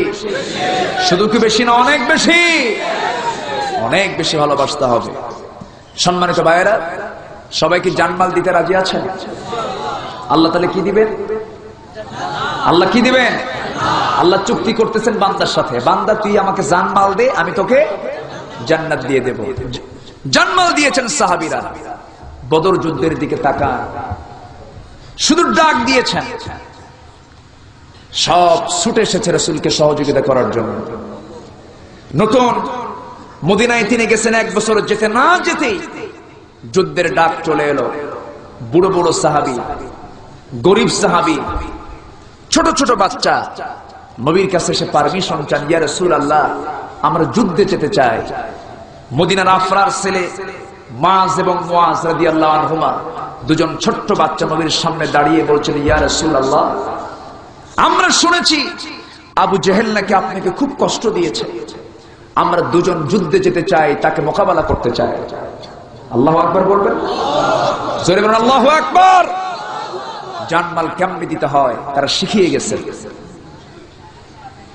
যুদ্ধের ময়দানে রাসূল বললেন, অনুমতির জন্য যখন ছোট্ট বাচ্চা পারমিশন ছিল, রাসূল বললেন, মাজ মুয়াজ তোমরা ছোট মানুষ, আমি পারমিশন দিতে পারবো না। বড়জন বলে, হুজুর সে তো বয়সে ছোট, অন্তত আপনি আমাকে অনুমতি দেন। বললেন, অনুমতি দিতে পারবো না, কারণ তোমার ফিটনেস নাই, হাইট নাই। ছোটজন বলতেছি, ইয়া রাসূলুল্লাহ ও শুধু লম্বাই বড়, শক্তির দিক থেকে আমি বেশি। রাসূল বলেন, তাহলে তোমরা লড়াই লাগো। সুবহানাল্লাহ বলবেন না? রাসূল খুশি হয়ে গেলেন আগ্রহ দেখে। দুজন যখন লড়াই শুরু হয়ে গেল, বড়জন ছোটজনকে নিচে ফেলে দিল, নিচে ফেলে দিয়ে বুকের উপরে উঠে বসে আছে। ছোটজন চোখ টিপি মেরে বড় ভাইয়ের কানটা মুখের সঙ্গে লাগায় দিয়ে কানে কানে বলছে, ভাই রে তুমি একা একা যুদ্ধের ময়দানে যুদ্ধ করতে যাবে? কত বিকাল একসঙ্গে ঘুরেছি আমরা, কত রাত একসঙ্গে থেকেছি আমরা, একসাথে খেয়েছি আমরা একসাথে, তুমি একাই যুদ্ধ করতে যাবে? আমিও তোমার সঙ্গে যেতে চাই, এই জন্য তুমি আমার যুদ্ধে যাওয়ার সহযোগিতার জন্য আস্তে করে তোমার শরীরের শক্তিটা কমায় দাও। তোমার বুকের উপর উঠি প্রমাণ করে দেখায় দেই কোন অংশ আমি তোমার চাইতে কম নই, আমিও শক্তিশালী। রাসূল এটা বুঝুক। রাসূল এটা বুঝতে পারলেন। মুস্কি হাসি মেরে সন্তান দুইটাকে হাতের মধ্যে নিয়ে বললেন, সাহাবী মাজ মুয়াজ আজকের এই জিহাদের ময়দানে দুজনকে আমি রাসূল অনুমতি দিয়ে দিলাম। এই ছোট্ট দুইটা বাচ্চা জানমাল দেওয়ার জন্য প্রস্তুতি নিয়ে জিহাদের ময়দানে রওনা হয়ে গেলেন। যুদ্ধের যখন সূচনা শুরু হয়ে গেল, আমার নবীজি যেই জায়গায় দাঁড়ানো ছিলেন সাহাবীদেরকে নিয়ে, সেই জায়গাটা ছিল বালুর জায়গা, আর কাফেরদের জায়গাটা ছিল আটাল মাটির জায়গা, শক্ত জায়গা। সাহাবীরা জিজ্ঞাসা করলেন, ইয়া রাসূলুল্লাহ কি আমরা এসেছি আল্লাহর প্রতি মোকাবেলা করার জন্য, বাতিল শক্তির বিরুদ্ধে মোকাবেলা করার জন্য? আমাদের কদমটা হলো বালুর উপরে, দারুণ কষ্ট হচ্ছে, চলতে কষ্ট, হাঁটতে কষ্ট। আর তারা এসেছে তাগুতের পক্ষে, তাদের কদমটা মজবুত, আটাল মাটিতে তারা শেল্টারে নিয়েছে। আমার নবীজি সঙ্গে সঙ্গে দুহাত তুলে আল্লাহর দরবারে দোয়া করলেন, দোয়ার সঙ্গে সঙ্গে মঞ্জুর হয়ে গেল। আকাশে ঘন মেঘ জমা হলো, বৃষ্টি নাজিল হলো। যখন বালুর মাটিতে যখন পানি পড়ে, বৃষ্টির পানি পড়ে, মনে হয় নরম হয়, কি হয়? শক্ত হয়ে গেল। আর আঠাল মাটিতে পানি পড়লে আরো শক্ত হয়ে গেল, মনে হয় পিচ্ছিল হয়ে গেল। যুদ্ধের সূচনা শুরু হয়ে গেল। সাহাবীরা সতেজ মন নিয়ে যুদ্ধ শুরু করে দিলেন। সেই বদর যুদ্ধে 70 জন কাফের দুনিয়া থেকে বিদায় হয়ে গেল। মুসলমানদের 14 জন সাহাবী দুনিয়া থেকে বিদায় হয়ে গেলেন। সেই যুদ্ধের ময়দানে ছোট্ট দুইটা বাচ্চাও যুদ্ধ করতে আসছে। তাদের টার্গেট হলো আবু জেহেল। তাদের টার্গেট কি? আবু জেহেল। ছোট্ট দুইটা বাচ্চা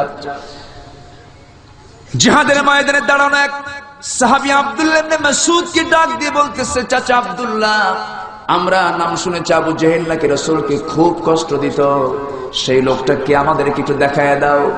আব্দুল্লাহ থমকে দাঁড়ায় বলতেছে, তোমরা ছোট্ট মানুষ, তোমরা তার সঙ্গে কেমনে মোকাবেলা করবে? একটু আমারে চিনায় দেন, দেখেন কিভাবে খায়া ফেলি। আল্লাহু আকবার বলে। চিনায় দেওয়া হলো। ওই যে ঘোড়ার পিঠে বসে আছি, সিংহের মতো গর্জন দিয়া যখন ঝাঁপিয়ে পড়লো, কৌশল অবলম্বন করে সামনের দিকে এগিয়ে গিয়ে শত্রুদের ভিতরে ঢুকে গেল। আবু জেহেল ঘোড়ার পিঠে বসা ছিল, দুই দিকে দুই পা ঘোড়ার পিঠে ছেড়ে দিয়ে বসে আছে। এমন সময় এক পাশে মাস আর এক পাশে মুয়াজ, দুইজন চোখের ইশারা দিয়া আল্লাহু আকবার বলে যখন দুজন এট এ টাইম হিট করেছে, দুইটা পায়ে হিট লাগার সঙ্গে আঘাত লাগার সঙ্গে সঙ্গে আবু জেহেল ধরাশয়ী হয়ে গেল, জমিনে ছিটকে পড়ে গেল। আবু জেহেল আর দাঁড়াতে পারলো না, কোমর সোজা করতে পারলো না, কিন্তু ছোট্ট বাচ্চা মুয়াজকে 10-12 জন কুরাইশরা তাকে পাকড়াও করে ফেললো। ছোট্ট ছোট্ট বাচ্চাগুলো কেউ নাই তাদের পাশে। 10-12 জন কাফেররা যখন চতুর্দিকে ঘেরাও করে ফেললো, সবার ঘাড়ের তলে পড়ে আছে। ছোট্ট তরবারি নিয়ে কতক্ষণ যুদ্ধ চালাবে? বড় ভাই যখন তরবারি চালায়, পিছন দিক থেকে একজন কাফের এসে তার ডান বাহুতে মেরে দিল। এক আঘাতে তার ডান হাতটা চামড়ার সঙ্গে ঝুলতে লাগলো। বাম হাতে তরবারি নিয়ে নিলেন, জানমাল কেমনে দেয় দেখেন। বাম হাতে তরবারি নিয়ে যুদ্ধ করতে করতে ঝুলন্ত হাত চামড়ার সঙ্গে ঝুলতেছে। সেই হাতটা বাম হাতে এসে বাড়ি লাগে, পায়ের তলে হাতটা রেখে টান মারলেন, হাত ছিটকে পড়ে গেল। বাম হাতে যুদ্ধ করে করে বাম হাতু কাফিররা পিছন দিক থেকে কেটে ফেলে দিল, হাত পা কেটে ফেলে দিয়ে মস্তকটাকে বিচ্ছিন্ন করে দিল।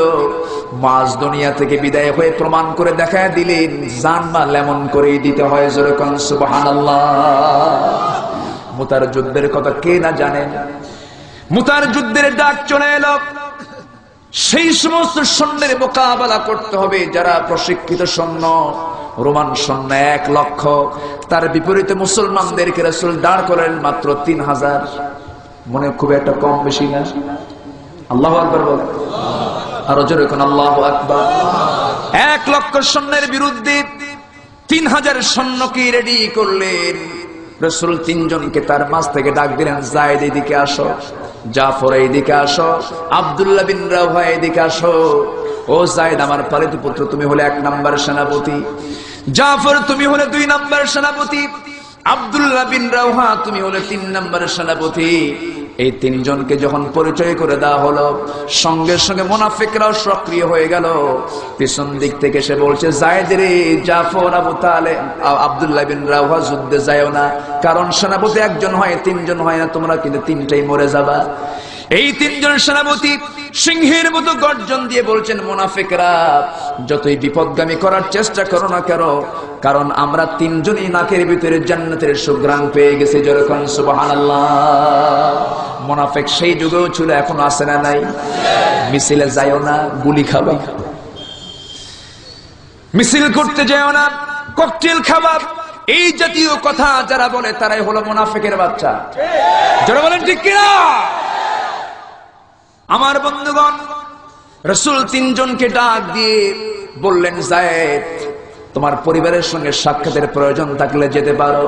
যায়েদ বলছেন, ইয়া রাসূলুল্লাহ, যাওয়ার কই, যাওয়ার তোমার জায়গা নাই। ছোট্টবেলায় আপনার কাছে এসেছি, আমার যাওয়ার কোনো দরকার নেই, আপনি আমার জন্য দোয়া করে দেন। জাফর, তুমি আমার চাচাতো ভাই, যাও পরিবারের কাছ থেকে বিদায় নিয়ে আসো। বাড়িতে চলে গেলেন, শান্ত মাথায় ঘরের মধ্যে ঢুকলেন। ঘরের মধ্যে ঢুকে কথা বলতে বলতে বলছেন স্ত্রীকে ডেকে, স্ত্রী গো, আমার জন্য দোয়া করো, আমি তোমার কাছ থেকে চিরদিনের জন্য বিদায় নিতে এসেছি। স্ত্রী বলছেন, কেন, কি হয়েছে? মুতার যুদ্ধের ডাক এসেছে, তুমি আমার জন্য দোয়া করো, আল্লাহ যেন আমাকে শহীদ হিসেবে মঞ্জুর করে নেন। স্ত্রী বলছে, স্বামী গো, এমন দোয়া করতে পারবো না, কারণ এই ছোট্ট ছোট্ট 2টা বাচ্চা এতিম হয়ে যাবে। এই 3 বাচ্চার জন্য আমি আপনার জন্য আজকে শহীদের দোয়া করব না, আমি আপনার জন্য গাজীর দোয়া করব। এমন সময় জাফর খেপে গিয়ে তরবারিটা বের করলেন, হাত থেকে কোষমুক্ত করলেন, উল্টা দিক দিয়া স্ত্রীর গায়ে ঘাত করলেন। বললেন, স্ত্রী গো, হাত কাটছে নাকি? না, কাটে নাই। কেন কাটলো না? উল্টা দিকে মেরেছেন। উল্টা দিকে তরবারি মারলে যেমন হাত কাটে না, আমার জন্য আজকে যত উল্টা দোয়া করো কোনো কাজ হবে না, কারণ আমি নিশ্চিত আমি শহীদ হয়ে যাব, কারণ নাকের মধ্যে জান্নাতের গন্ধ পেয়ে গেছি।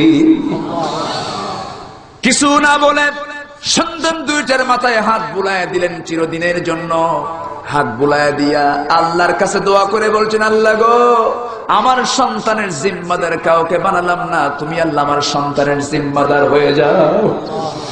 সন্তানগুলোকে রেখে স্ত্রীর কাছ থেকে চিরতরে বিদায় নিয়ে রওনা দিলেন জিহাদের ময়দানে। তৃতীয় সেনাপতি আব্দুল্লাহ বিন রাওহাকে বললেন, যাও আব্দুল্লাহ, বিদায় নিয়ে আসো। দুপুরবেলা বিয়ে করেছেন, সন্ধ্যাবেলায় জিহাদের ডাক এসেছে। দুপুরবেলা সমস্ত আত্মীয় স্বজন বাড়িতে ভরপুর, মিষ্টি বিতরণ চলছিল। হাতে রং লাগানো সাহাবী আব্দুল্লাহ বিন রাওহা রাত্রিবেলা বাসর রাত, সন্ধ্যার সময় ঘরের মধ্যে না ঢুকে দরজার সামনে দাঁড়ালেন, উঠানে দাঁড়ায়া স্ত্রীকে বলছেন, স্ত্রী দরজা খুলো না, ঘরের মধ্যেই থাকো, আমি তোমাকে দেখতেও আসি নাই, শুধু কথা বলতে এসেছে, তুমি আমাকে বিদায় দিয়ে দাও, মুতার যুদ্ধে আমি যেন শহীদ হয়ে আল্লাহর জান্নাতে যেতে পারি। স্ত্রী বলছেন, আল্লাহর কসম, একটু ভিতরে আসুন, সময় কেমন করবো না, আপনি মুজাহিদ, আমি আপনার সময়টা নষ্ট করব না, শুধু একটা বার আপনাকে দেখতে চাই, যেন কাল কিয়ামতের কঠিন ময়দানে অসংখ্য লোকের মাঝে যেন আপনার চেহারাটা আমি আপনার স্ত্রী হয়ে চিনে নিতে পারি। এমন কথা বলার সঙ্গে সঙ্গে আব্দুল্লাহ আবেগ আপ্লুত হয়ে বলছেন, স্ত্রী গো, এমন নেক নিয়ত যদি হয়ে থাকে, কাল কিয়ামতের সেই কণ্ঠকে কীর্ণ ময়দানে অসংখ্য লোকের মাঝে পরিচয় করে দেওয়ার দায়িত্ব আমার আল্লাহ নিজে নিয়ে নেবেন। জোরে কোন সুবহানাল্লাহ। আমার নবীজির এই প্রিয় সাহাবী স্ত্রীর সঙ্গে সাক্ষাৎ না করে যুদ্ধের ময়দানে ঝাঁপিয়ে পড়লেন।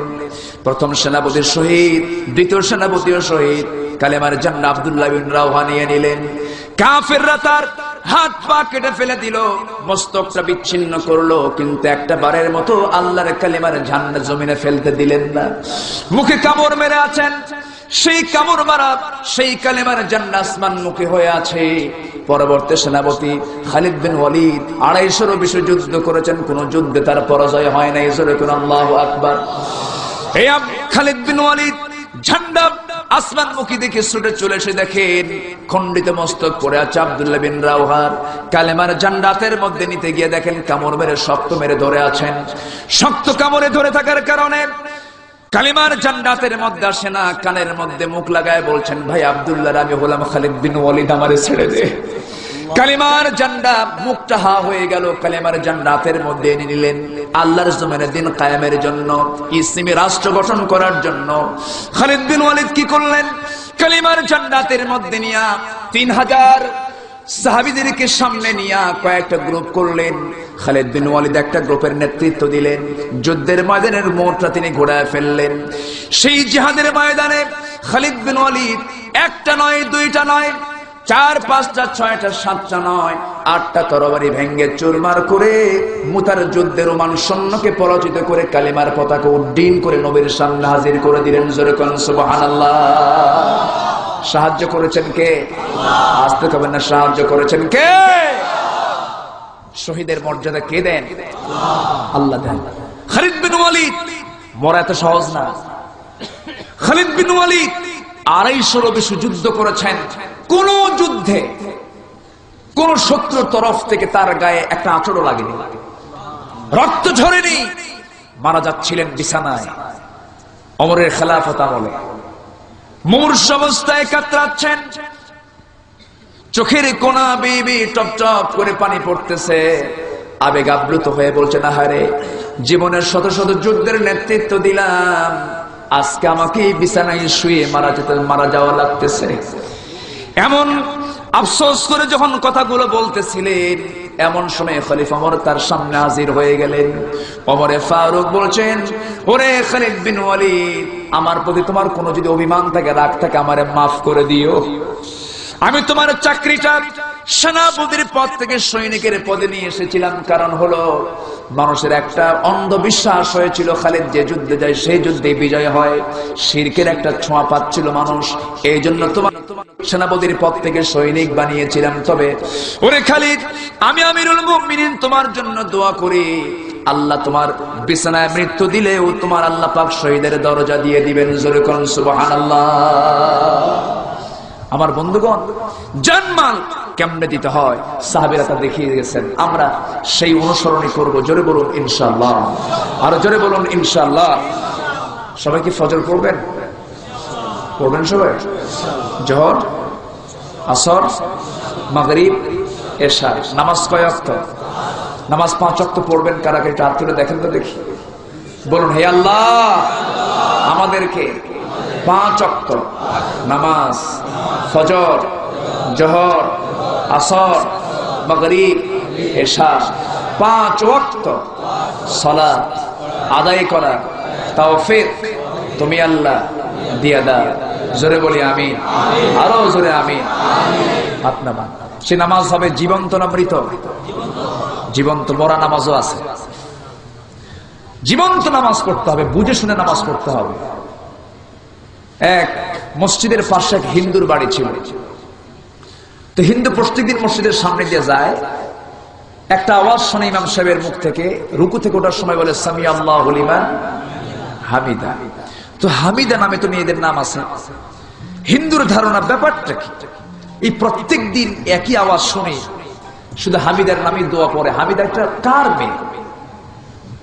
হিন্দুর ভিতরে এই ধারণা আসতেই পারে। তোর এক প্রতিবেশী ছিল মুসলমান, 5 ওয়াক্ত নামাজ মসজিদেই পড়ে। তাকে ডেকে বলতেছে, আচ্ছা তোমাদের ইমামের হলোটা কি? এই প্রত্যেক ওয়াক্ত যেদিন আমি সামনে দিয়ে যাই সেই দিন আমি শুনতে পাই হামিদা হামিদা হামিদা। হামিদা মেয়েটা কার মেয়ে? এখন এই 5 ওয়াক্ত মুসল্লি বলতেছে, ভাই আমিও 25 বছর যাবত জামাতের সাথে নামাজ আদায় করি, আজ পর্যন্ত আমিও ঠিক মতো বলতে পারি না আসলে হামিদা মেয়েটা কার মেয়ে। আমার কথা কি বোঝা গেল ভাই? তো এরকম কিছু মুসল্লি আমার দেশে আছে না নাই? আছে না নাই? আমি দেখি মহিলার না, আমরা বুঝি না। আল্লাহ পাক আমাদেরকে বুঝে শুনে আমল করার তৌফিক দান করুন। জোরে বলি আল্লাহুম্মা আমিন। নামাজের মধ্যে মনোযোগ থাকে না, নামাজের মধ্যে গুরুত্ব থাকে না, আমরা গুরুত্ব সহকারে নামাজ আদায় করব। জোরে বলুন ইনশাআল্লাহ। শুধু একটা পয়েন্ট বাদ ছিল, সেটা হলো মুসার বিরুদ্ধে একটা রোগের দুর্নাম দেওয়া হয়েছিল। সে কি রোগ? একশিরা। শুনবেন না? এটা বলি আমরা শেষ করব। উনি একদিন গোসল করতে নেমেছেন পানিতে। সেদিন বিকল্প কোনো পরার কাপড় না পেয়ে লুঙ্গিটা উনি খুলে পাথরের উপরে রেখে গোসল করতে নেমেছেন পানিতে। ওই চান্সে আল্লাহ বলেন, এই পাথর লুঙ্গি নিয়ে দৌড় মার। আল্লাহ বলবেন, উনি আল্লাহর কাছে তো অভিযোগ দিয়েছেন, আল্লাহ তুমি কি করবা, তাড়াতাড়ি করো, আমার তো অসুখ নাই। আল্লাহ বলেন, চিন্তা করো না মুসা, তোমার লুঙ্গি খুলে দেখাই দেবো। জোরে আল্লাহু আকবার। আল্লাহ ব্যবস্থা করলেন। কি করলেন? গোসল করতে নেমেছেন, পাথর লুঙ্গি নিয়ে মারছে দৌড়। মাটিকে জীবন দিয়েছেন কে? আমরা কিসের তৈরি? খালাকাল ইনসানা মিন সালসালিন কাল ফাখার। শুষ্ক মাটি দিয়ে আল্লাহ পাক আমাকে আপনাকে সৃষ্টি করেছেন। ইন্না খালাকনাহু মিন তুরাবিন, মাটি দিয়ে সৃষ্টি করা হয়েছে। তো মাটির যদি প্রাণ দেওয়া যায়, যে আল্লাহ, সে আল্লাহ কি পাথরের প্রাণ দিতে পারেন না? পাথরকে সচল করে দিল। পাথর নিয়ে দৌড় মারা শুরু করলো লুঙ্গি। ইজারা নিয়ে যখন দৌড় মারল, গোসল করে উঠে দেখেন লাঠি আছে কিন্তু লুঙ্গি নাই। দেখেন একটা পাথর নিয়ে দৌড় মারা শুরু করে দিয়েছে, তিনি যে লম্বেটা তার খেয়াল ছিল না। আল্লাহ পাক তার স্মৃতি থেকে মুছায়া দিয়েছেন, তার একটাই পেরেশানি, লুঙ্গি কখন তার হাতে আসবে। পিছনে তিনি দৌড় মারা শুরু করলেন, বারবার লাঠি উঁচু করেন আর বলেন, পাথর থাম, লুঙ্গি দিয়া যা। কিন্তু পাথর তো কথা শুনবে না। পাথর কথা শুনবে কার? পাথর দৌড়াতে দৌড়াতে সেই লুঙ্গিটা নিয়ে চলে গেছে ফেরাউনের দরবারের ভিতরে, যে জায়গায় ফেরাউন তার মন্ত্রী পরিষদ নিয়ে বৈঠকে বসে গেছে। আস্তে করে সেই জায়গায় গিয়ে, এমন জায়গায় গিয়ে পাথর থেমে গেল যে জায়গায় ফেরাউন সরাসরি নজর দিলে পরে দেখতে পারবে, আর কেউ দেখতে পারবে না। মুসা আলাইহিস সালাম তিনি যে উলঙ্গ অবস্থায় আছেন, এটা তার স্থিতি থেকে আল্লাহ পাক মুছায়া দিয়েছেন। লুঙ্গি নেওয়ার জন্য দরবার পর্যন্ত তিনি ঢুকে গেছেন, তাও তিনি টের পান নাই। যখন ঢুকে গেছেন, এমন সময় ফেরাউন দেখে সামনে লুঙ্গি দৌড়ায়, মুসাও দৌড়ায়। কাছাকাছি যখন চলে আসছে, কেউ দেখতে পারলো না। ফেরাউন তার নজরটা তার নিচের দিকে চলে গেল। ফেরাউন এবার বলতেছে, মন্ত্রীরা তোমরা বলেছিলে মুসার নাকি গোপন সমস্যা আছে, এক শিরা নাকি অসুখ আছে। কে বললো? মুসা তো সমস্ত অস্ত্রপাতি খুলেই দেখায় দিয়ে গেল। জোরে করে আল্লাহু আকবার। আমরাও দেখা দেবো একদিন এদেশের কোন আলেম ওলামা জেনার সঙ্গে তাদের সম্পর্ক নাই। জোরে বলেন ঠিক কিনা? লুঙ্গি খোলার দিন আমাদের আসবে। জোরে বলুন ইনশাআল্লাহ। আলেমদের পক্ষে সবাইকে কাজ করতে রাজি আছেন? কারা কারা?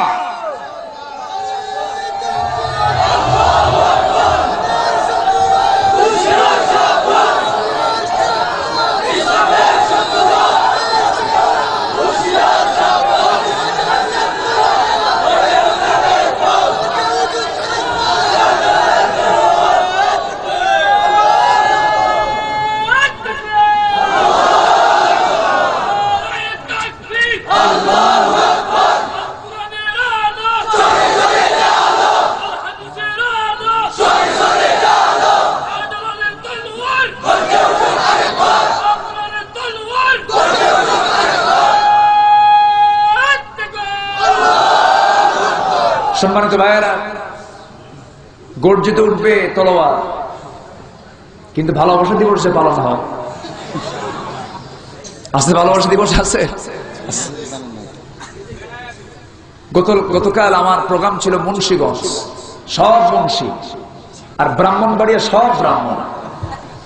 আজকে মৌলভী নাকি পার্শ্বিতে মৌলভী, পার্শ্বে মৌলভী না, এই তো বড় লেখা মৌলভী। আচ্ছা, পার্শ্বে মৌলভী বাজার, এখানে মৌলভীর বাজার, ওখানে মুন্সিরগঞ্জ, আর ওখানে ব্রাহ্মণের বাড়ি। জেলার দিক থেকে মৌলভী ফার্স্ট, সিলেটি ফার্স্ট, আলহামদুলিল্লাহ। মৌলভীর বাজার। তো মুন্সিগঞ্জে যাব আমি, টিএসসির সামনে দিয়ে, ঢাকা ইউনিভার্সিটির সামনে দিয়ে যাচ্ছিলাম অনেকদিন পর। ওইদিকে ঢোকা হয় কম, জমার দিন দেখলাম ফাঁকা আছে। আমি ঢাবির ছাত্র ছিলাম, ঢাকা ইউনিভার্সিটিতে পড়াশোনা করেছি। তো ওই সময়ের চিত্র আর এই সময়ের চিত্র মনে হয় ডেভেলপ হয়েছে নাকি, উন্নতি হয়েছে। দিন যাচ্ছে, মহিলাদের শরীর থেকে কাপড় চোপড় কমতেছে না বাড়তেছে? কমানোর লক্ষণ তো খুব ভালো, লক্ষণ ভালো। আমাদের পোশাক দেখে বলে হুজুররাই দেশের কাপড়ের দাম বাড়ায় দিল। দেখছেন কথার সাইজ দেখে। আমাদের দেখলে আবার মহিলারা মাথায় কাপড়ও দেয়, ঘোমটা দিয়ে থাকে। যখন বলা হয় কি ব্যাপার, হুজুরদের দেখলে মাথায় কাপড় ঢাকো কেন? মাথায় কাপড় দেয়, হুজুরদের নজর খারাপ তো, সেই জন্য। বুঝলেন, সব তো হুজুর। তো সামনে দিয়ে যাচ্ছিলাম জুমার দিন, ভাবলাম যে আজকের দিন অন্তত কিছু হয়তো এই বেমানান দৃশ্যগুলো চোখে আসবে না। জুমার পরে দেখি টিএসসির চত্বরে রমনার গাছের গোড়ায় গোড়ায় জোড়ায় জোড়ায় শুরু হয়ে গেছে জিকির আজকার। নাউজুবিল্লাহ করবেন, শুরু হয়ে গেছে। 14ই ফেব্রুয়ারি আন্তর্জাতিক ভালোবাসা নয়, এটা আন্তর্জাতিক নাপাক দিবস। যারা বলেন ঠিক কিনা? এই দিবস মুসলমানদের দিবস হতে পারে, মুসলমানের দিবস পালন করবে না। আমার মার দাম ইসলাম সবচেয়ে বেশি দিয়েছে, আলহামদুলিল্লাহ। ভ্যালেন্টাইন একটা খ্রিস্টান যুবকের নাম, এই নামে খ্রিস্টানরা পালন করুক দিবস, মুসলমানদের দিবস এটা হতে পারে না। এটা তারাই চায় যারা খ্রিস্টান মেয়েকে নববধূ বানায়া বাংলার জমিনে নিয়ে আসছে, তারাই চায়, আমরা চাই না।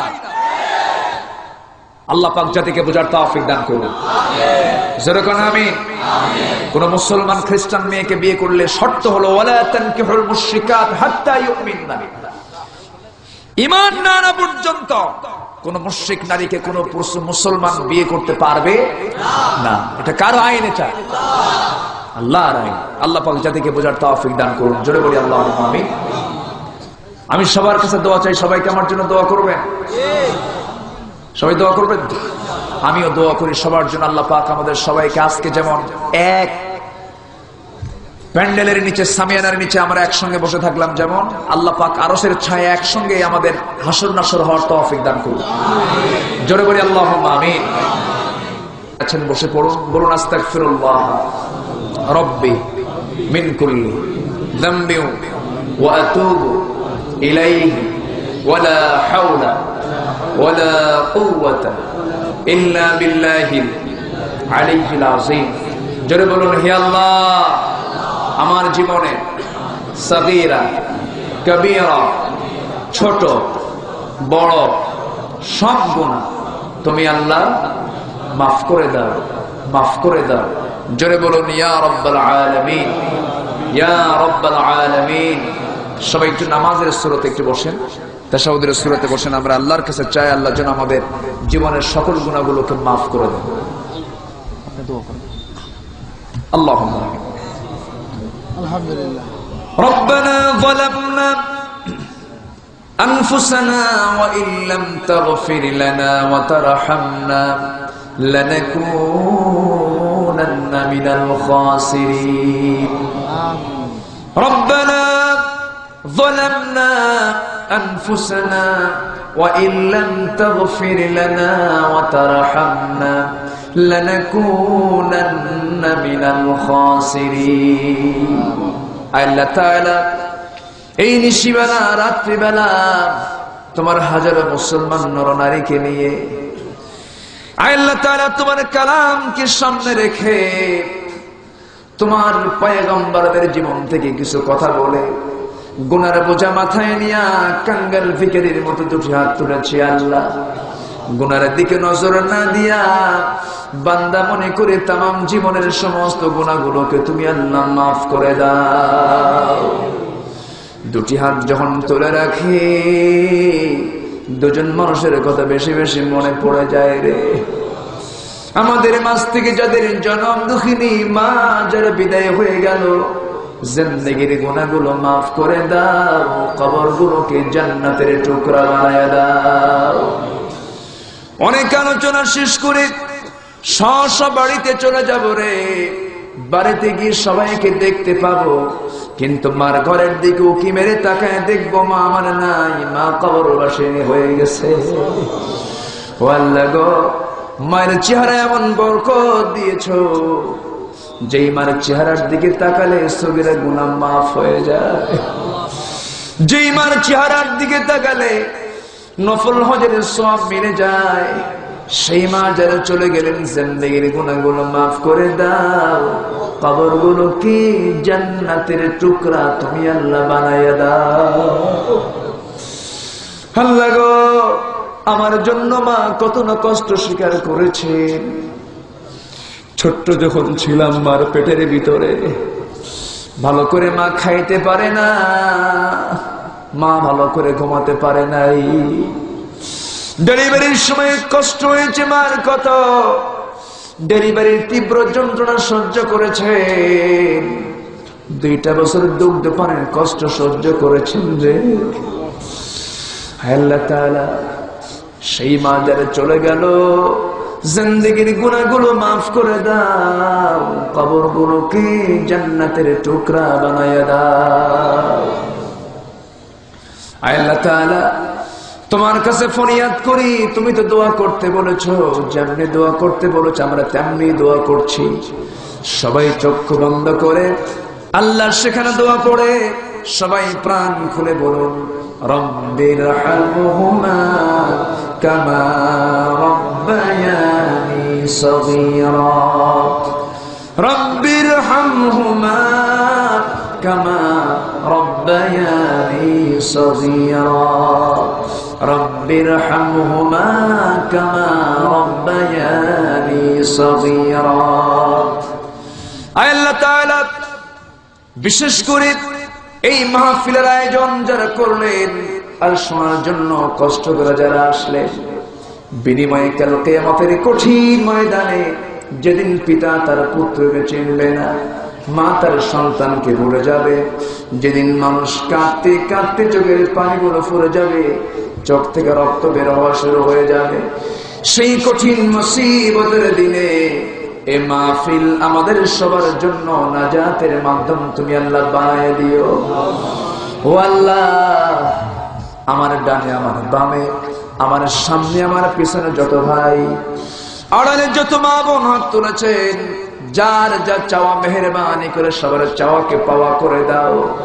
যার যে সমস্যা তুমি আল্লাহ সমাধান করে দাও। রোগাক্রান্ত থেকে রোগ মুক্ত করো, ঋণগ্রস্ত থেকে ঋণ মুক্ত হওয়ার তৌফিক দিয়ে দাও। আল্লাহ তাআলা যেই ঘরে প্রাপ্তবয়স্ক মেয়ে আছে তাদেরকে সৎপাত্রস্থ হওয়ার তৌফিক দিয়ে দাও। আয় আল্লাহ তাআলা, যার যে সমস্যা মেহেরবানি করে তুমি আল্লাহ সমাধান দিয়ে দাও। ও আল্লাহ, তোমার কাছে ফরিয়াদ করি রে, তোমার বান্দাগুলো কি কে যেন চায়, কারো চাওয়া তুমি আল্লাহ ফিরাইয়া দিও না। প্রবাসী ভাইদের জন্য দোয়া করি, নিজের দেশ ছেড়ে অন্য দেশে থাকি, করে যে মাঝে মাঝে তাদের জন্য ফেটে যায়, তাদেরও মন আনচান করে কোন দিন দেশে তারা ফিরে আসবে। আয় আল্লাহ তাআলা, মেহেরবানি করে এই প্রবাসী ভাইদের জন্য দোয়া করে তাদের দিলকে তুমি আল্লাহ শান্ত করে দাও, তাদের প্রবাস জীবনকে সুখময় করে দাও, কাজে বরকত দিয়ে দাও। আয় আল্লাহ তাআলা, চাকরিতে বরকত দিয়ে দাও, ব্যবসায় বরকত দিয়ে দাও। আয় আল্লাহ তাআলা, আমার কবির ভাই দোয়া চেয়েছেন তার আব্বা আম্মার জন্য, মেহেরবানি করে তার আব্বাকে মেহেরবানি করে তুমি আল্লাহ কবুল মঞ্জুর করে নাও। আয় আল্লাহ তাআলা, আমার সামনে কত ভাই হাত তুলেছেন, সবার নাম তো আমার জানা নাই, কিন্তু তোমার নামের তালিকায় সবার নাম তো উল্লেখ আছে। আল্লাহ গো, এক কথায় যার যা চাওয়া, যার যা পাওয়া, মেহেরবানি করে সমস্ত চাওয়াকে তুমি আল্লাহ পাওয়া করে দিও। ইখলাসউদ্দিন ভাই 18টা বছর পর সন্তানের মুখে বাপ ডাকটা শোনার মতো হয়তো পরিবেশ তুমি আল্লাহ তৈরি করে দিচ্ছ। আমরা দোয়া করে আল্লাহ, তিনি দোয়া চেয়েছেন, তাকে একটা সুযোগ্য সন্তান তুমি আল্লাহ দিয়ে দাও। আয় আল্লাহ তাআলা, এইরকম করে অনেকের মনের বহু দোয়া আছে, যার যা দোয়া তুমি আল্লাহ মেহেরবানি করে তুমি আল্লাহ কবুল আর মঞ্জুর করে দাও।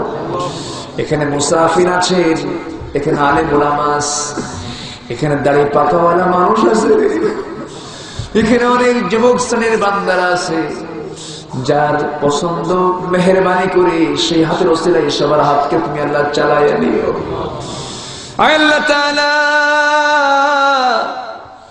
আজকে আমরা দুটি হাত তুলে দোয়া করতেছি, আর তোমার কিছু পছন্দের গোলাম গুলো 4 শিকের মধ্যে কেমনে আছে রে আল্লাহ গো, কত চোর গুন্ডা বদমাইশ মাস্তানরা প্রকাশ্যে ঘুরে বেড়ায়, আর তোমার পছন্দের গোলাম গুলো কেমনে তারা এত মানবতার জীবন যাপন করে রে।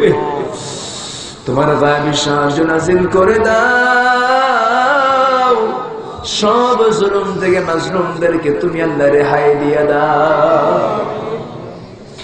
আল্লাহ তাআলা, ওই ফিলিস্তিনের জন্য কার না কষ্ট হয় রে। আল্লাহ তাআলা, কত শিশু 10 তলায় বসবাস ছিল, বোম্বিং মেরে উড়াইয়া দিয়ে আজকে তারা গাছতলায় পড়ে আছে।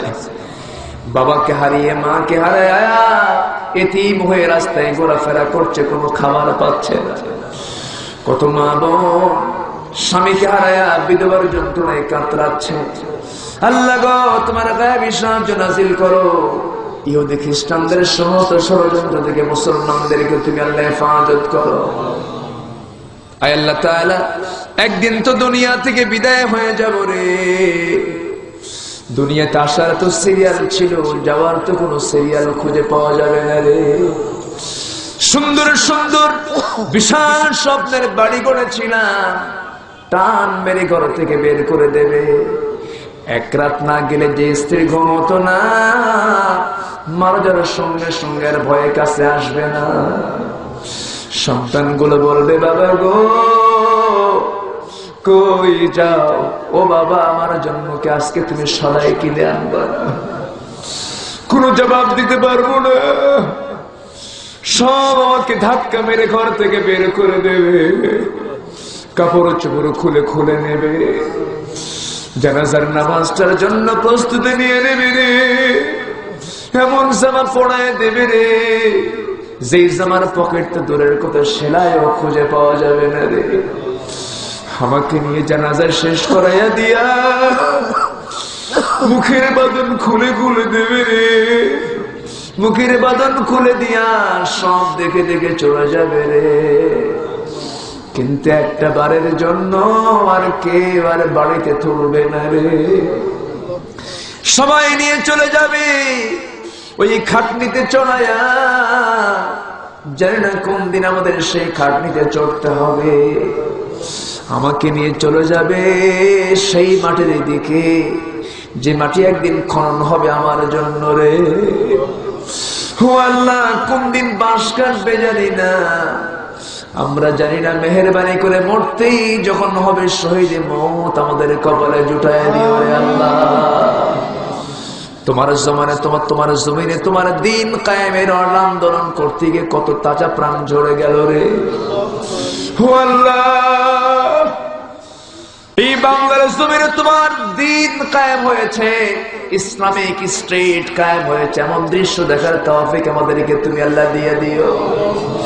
আল্লাহ গো, একদিন দুনিয়া থেকে সবাই বিদায় হয়ে যাবো রে।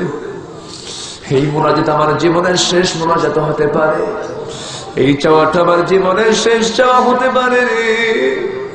আল্লাহ গো, তোমার কাছে ফরিয়াদ করি, অনেকে হজে যায় না, তোমার নবীর ঘর জিয়ারত, তোমার নবীর কবর জিয়ারত করতে পারে নাই।